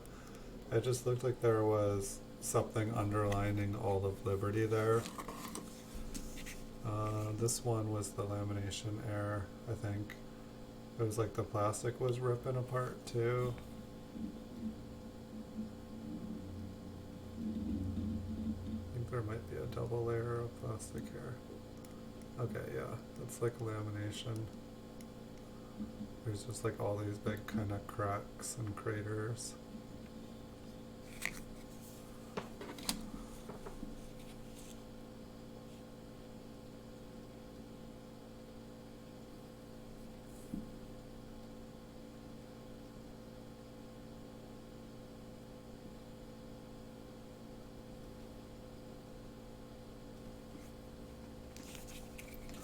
Yeah, that is crazy. Like, I know a lot of people that would go nuts. Um, like, their favorite thing in the world is watching baseball. Like, literally, that's like the only reason that they live.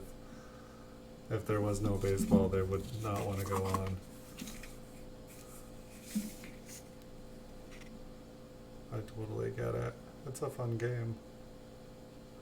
I think I enjoy watching more than I enjoy playing, or at least I like playing, but it's like I played with too many people. Like, I don't mind competitive, but it's like the kind of competitive when, like, I know I stopped playing baseball like competitively in school when like the pitcher on the other team would just be trying to hit every single person, just to hurt them, to get them thrown out of the game injured.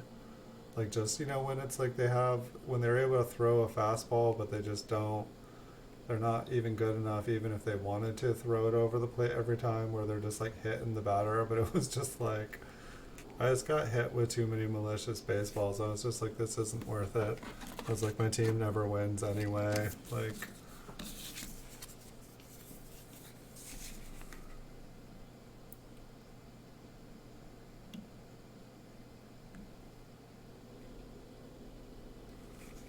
this one.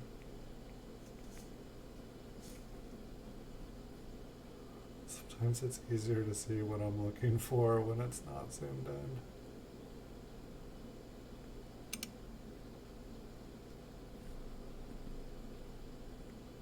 I believe it was on the front of this one, otherwise I would have had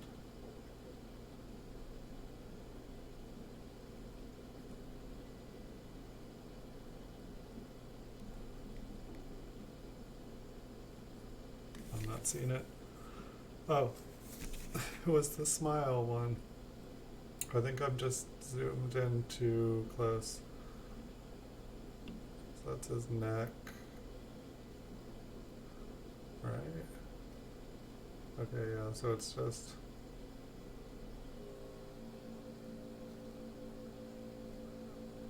that's just too hard to see. You really can't see what it is up close, unfortunately. Alright, maybe I'll leave that one out so we can see Abraham Lincoln chewing some bubble gum at the end when I zoom out. So I think we're just looking at mint marks now.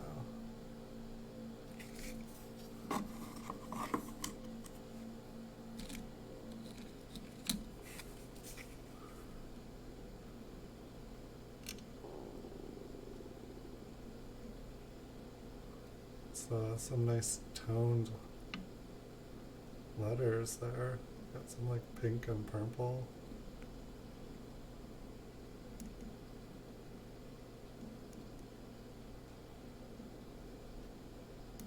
That mint mark is all messed up.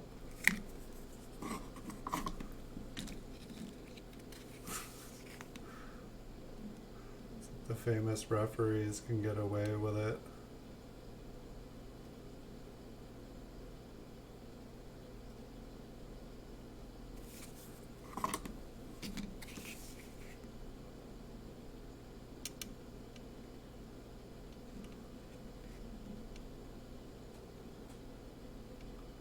I think this one is just all smashed up. I think the like mint mark just got like spread around. It got all like hashed up.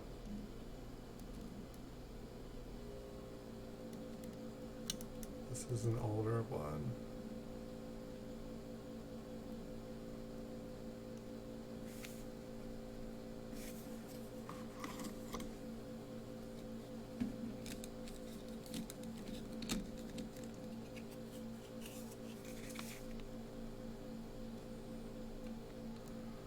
It's gonna get interesting when, or I don't know, interesting, but you know, it's like I've got another wall of these. I didn't even realize how fast I'd gone through. I guess, what is this, episode 31, and I've been doing, so it's like I went through about 60 boxes probably now.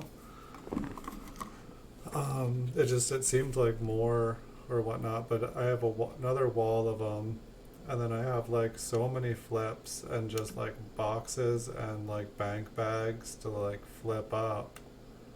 But it was like, I was just like, you know what, I'm not gonna flip anymore until I deal with these ones. Like, it's just like, you know, because it's like, I feel like once they're flipped and in boxes, they take up so much more room.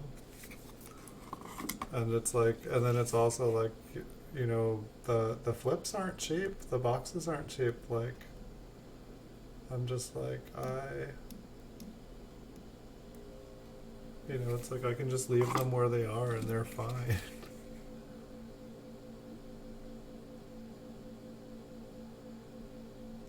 I know, like some of the, like, I always find it cool when I zoom in and there's like all this color on the coin that I couldn't see before.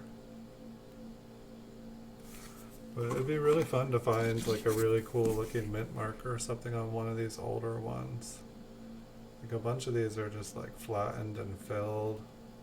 I guess that like makes it even more hard or even more rare.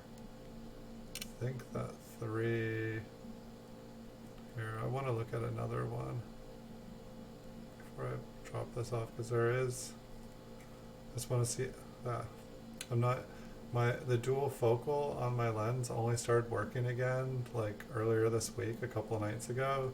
So I'm still not used to being zoomed in. I get lost. I just want to see how sharp the 3 is. Okay, it does stick out kind of far. So is this one just missing some of that? Okay, yeah. I think it just got smashed.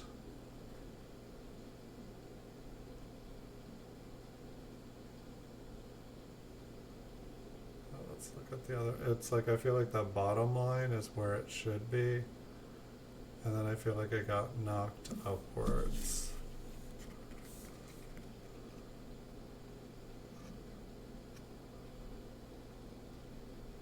Or did I get knocked downwards? Why do I do that?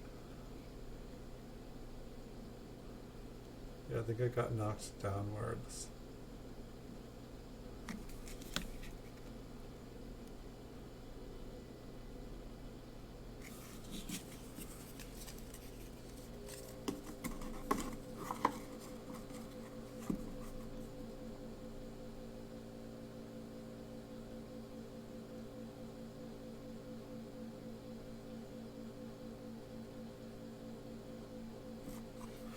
I don't know. I think that like the W quarter, I don't know, it was weird. Like last year, things were crazy. I feel like when the Great American Coin Hunt, when they like basically salted, like when dealers all just dropped tons of like nice coins into circulation, like I felt like YouTube like last fall was going crazy for coins. And like it felt like everybody was starting a coin channel. And it was just like, whoa, I didn't know coin collecting was cool. When did this happen? Like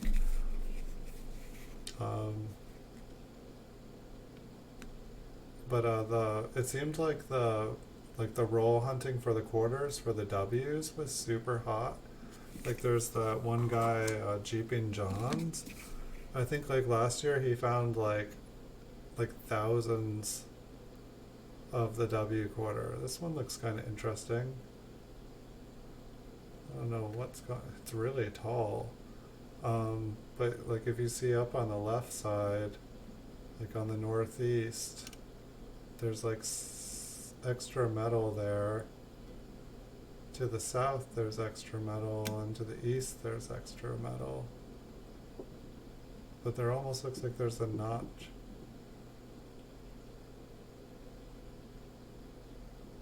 Sounds like there's something on the roof.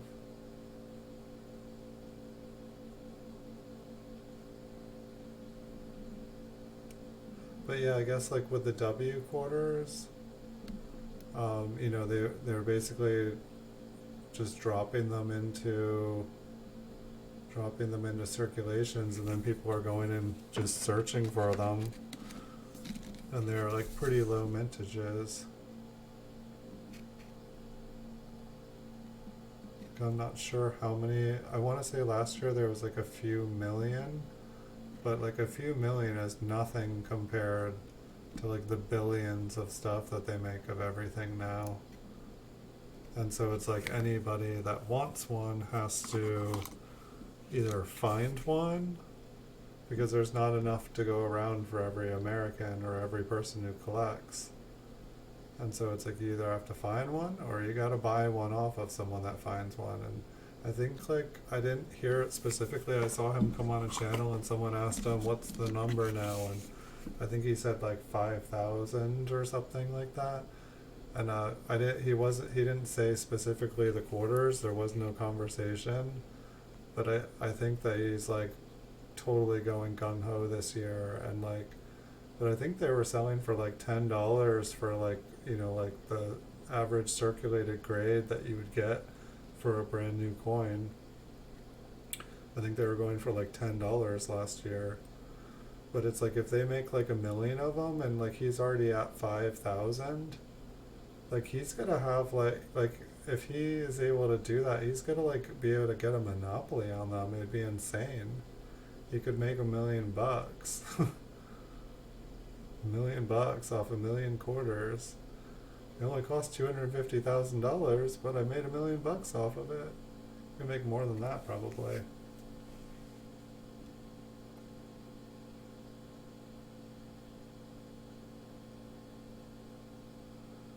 That is crazy. Why does this one say air? We just looked at it just a second ago. See if I can see in the light.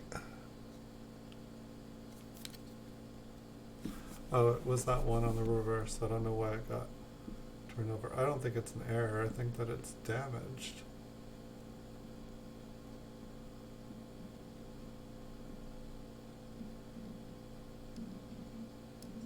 Seems like the wheat error just got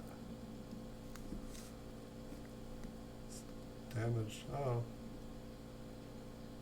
No, maybe not. Well, maybe the other side's damaged, but I think this one has like a lamination error or like a crack.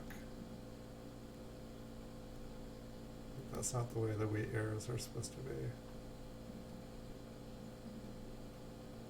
Is it like double struck or something? No. I think it just cracked all the way down it. Cool.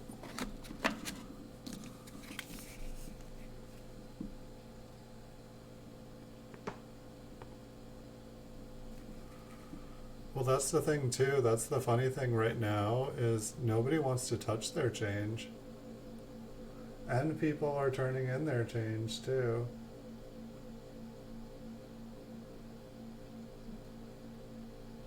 All they do is search change all day long. I mean, you know, put on some gloves, don't touch your face, you're good. Or don't put on gloves, don't touch your face, and wash your hands when you're done. I mean, it's like, it takes some practice, but...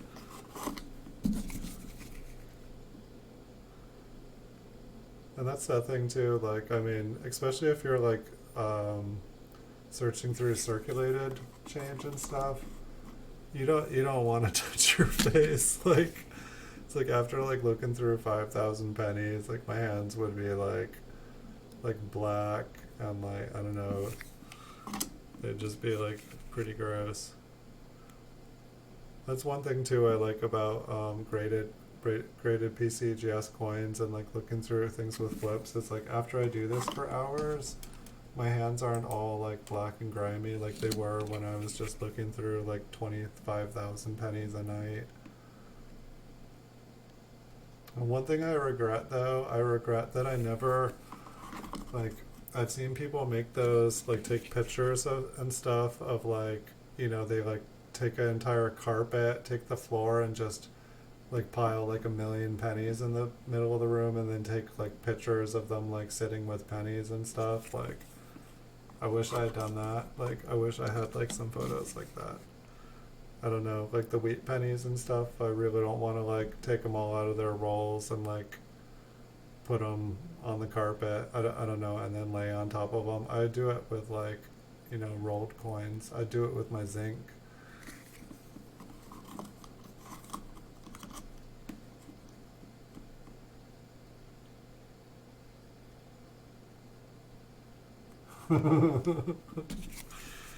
Yeah. I never really liked, I don't know, I used to like being in public when I was younger. But I don't know. I like being home more now. I think it was like kind of like I always used to work and go to school all the time. Like when I wasn't in school, I was in work, and when I wasn't working, I was at school. And otherwise, I was like, you know, I was just never home. I never got to do all the things, just all the small things in life. And like when I was actually able to just like slow down and enjoy them, I've just never been happier. It just like reminded me of like the way life was before everything got all fast and crazy and never got to, I was just like, you know what, if I keep doing the things the way I am, I'm just going to work until the day I die, and I'm never going to live. I'm just going to be, why am I working again? The reason I was working was so that I'd have money to spend time with people that I love and care about and, you know, be able to enjoy life. It was just so that I could have some fun things. It wasn't so that I could just go nuts and go crazy and forget how to live. Like, Literally, after like working full time, like the last job I had, it was like 10 years nonstop, just 10 years like nonstop. And I was just like, wow, all my 20s, they're gone. And after that, it took like about 3 to 5 years to even remember what I enjoyed, what I loved, what I made happy. Like I was like, wait, what do I do when I'm not working? It like took a long time. It took that long for my body to stop hurting too.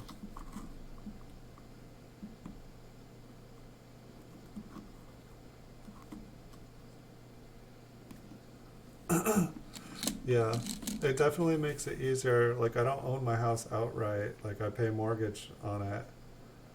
But that was definitely one of the reasons that I worked my butt off, was so that I could have a house, so that I wasn't just having to move all the time when the landlord decided to sell, or like it's definitely a lot easier not having to like reinvent the wheel. It's like every time you move, you have to like get everything just right again.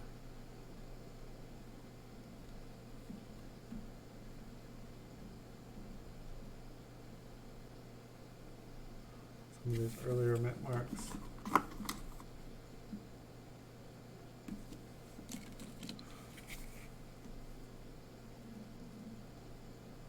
Well, that's one of the interesting things right now too, is like a lot of people are like, I can't go anywhere, I can't do anything. But right now we all have the time to do anything we want. We can take the time to reinvent ourselves, we can take our time to find ourselves again. You know, it's like anyone has the opportunity right now pretty much to be able to, you know, figure out a way to work from home. Um, I don't know, anything is possible. Some things are more possible than others, but it's like kind of like we're all being given a second chance to do what we love.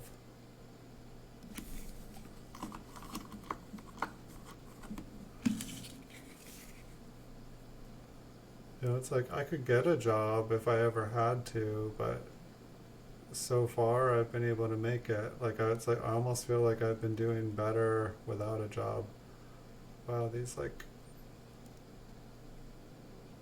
that is such a shiny. It's like such a shiny mint mark. Holy cow. I think that this is the latest I've ever streamed. Like I never would go past midnight, and like this week I've been doing it, and like slowly I guess I'm just going later and later and later and later and later. There's only like 5 more coins, but what's this one? This one looks pretty cool. It's the date. Whoa.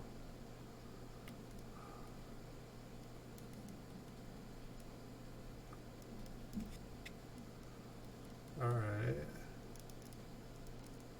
That looks like a crazy too. Crazy. I don't know what the machine damage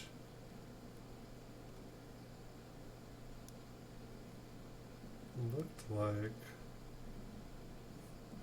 Here, we're gonna look around this coin, but I mean like, so the mint mark looks doubled. But so does the date.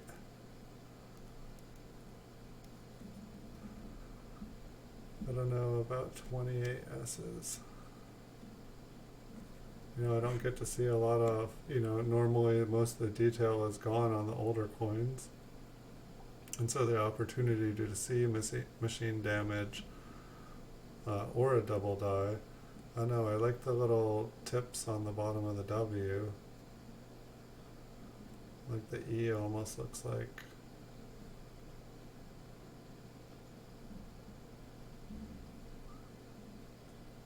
Oh, that's a fat G.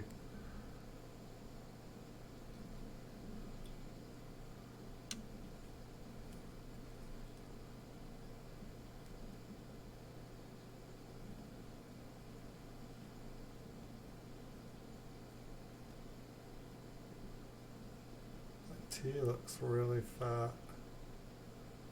Maybe there's a line going down the left side of it.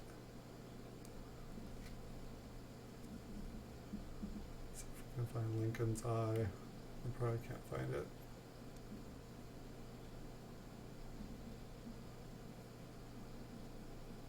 I want to say that's it. Can't really confirm that though. I don't know about this one. I don't know if that's machine doubling and if that's a mint mark. I like it. But then again, I seem to like a lot of machine doubled coins. I definitely can see why I put this one away. I'm going to put it in the air box.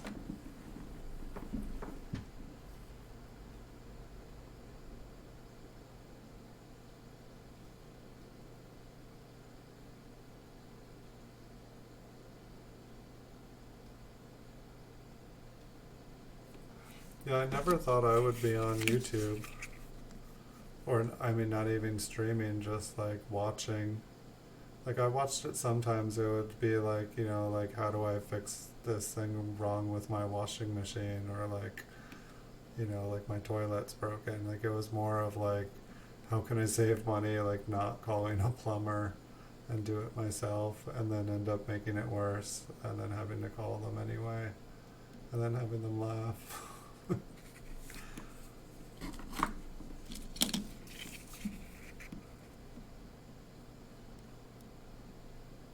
Yeah, it took me years to figure out what I enjoyed again. And now I have this thing in my head, it's basically the Wheel of Fun.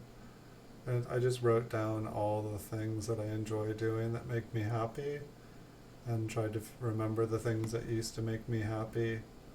And then I just kind of like started to do them anytime I had free time. It was like, you know, didn't like think or get stuck procrastinating or whatnot, just started to do one of those things. And then eventually it was just anytime I had that free time, I would start to do that again.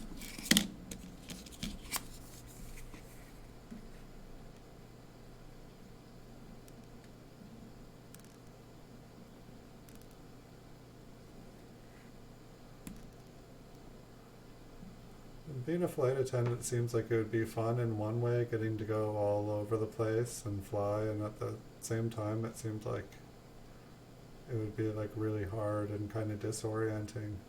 I know, not the job for me for sure. I'm not a good I'm not a good airplane passenger. I get like super anxiety on a plane. It's like hilarious. The flight attendants would usually just like give me like lots of alcohol to like try to like make me like calm. I don't know. Be like, you look like you could use another one, sir. Yes, yes, please, thank you. Yes, we're gonna be just fine. Thank you. Yes, yes. Oh, this one looks interesting too. But it's like, it seems like anytime I'm like seeing something on the mint mark or like something kind of interesting looking, then it's like I look at the date and the same thing is going on it, which makes me think it's just machine damage. Like, I definitely feel like I see like a 2, and maybe that's just junk on the 9, but the 2 looks like there's some double.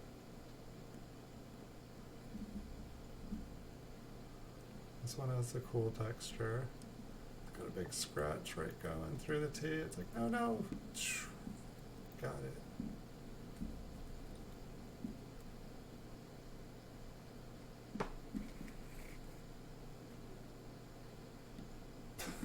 I guess that's awesome.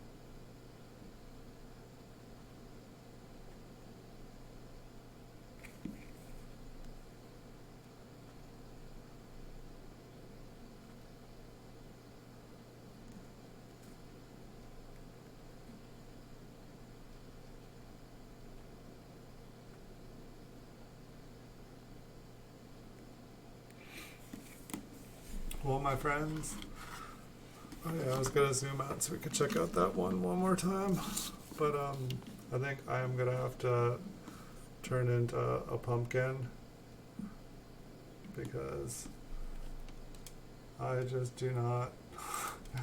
I might be okay tonight, but tomorrow I will be hurting. But as I wrote on this like 10-15 years ago, I wrote smile. Let's see if I can get it to focus.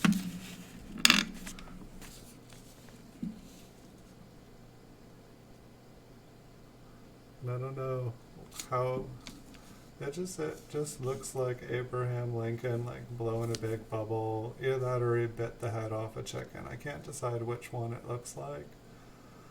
But I don't know. It makes me smile.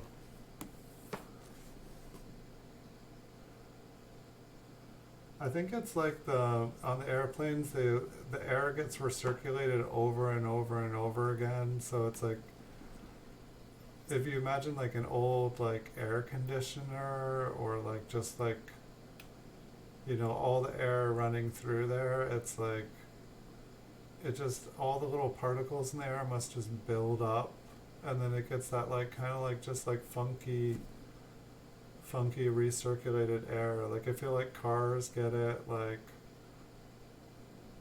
I don't know, everything gets it. It's just recycled air.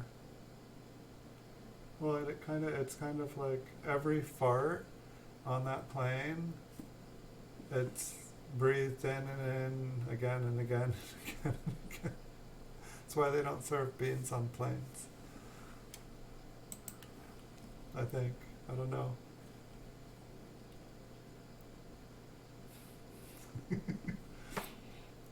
But I wish you guys an awesome night. Thank you guys for the company. I hope to see you guys again. I enjoyed talking with you guys. Yeah, I'm gonna fall over here in just a minute. Just need to remember how to turn this thing off. But thank you guys so much. It's been fun. So tomorrow I don't have a planned stream, but I have pretty much the entire day. I have all but a couple hours in the evening, so if I do stream, it'll either be between like 4 and 6, or it'll be from like about 9 to midnight or so again. Seems like 9 to midnight works a little bit better because I can get all my work done before having a stream, because if I do all the streaming, then it's hard to do all the work at 10 to midnight. It's just not a good time to post stuff on eBay.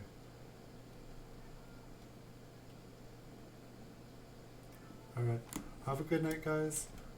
Be well, and I'll see you guys in the future.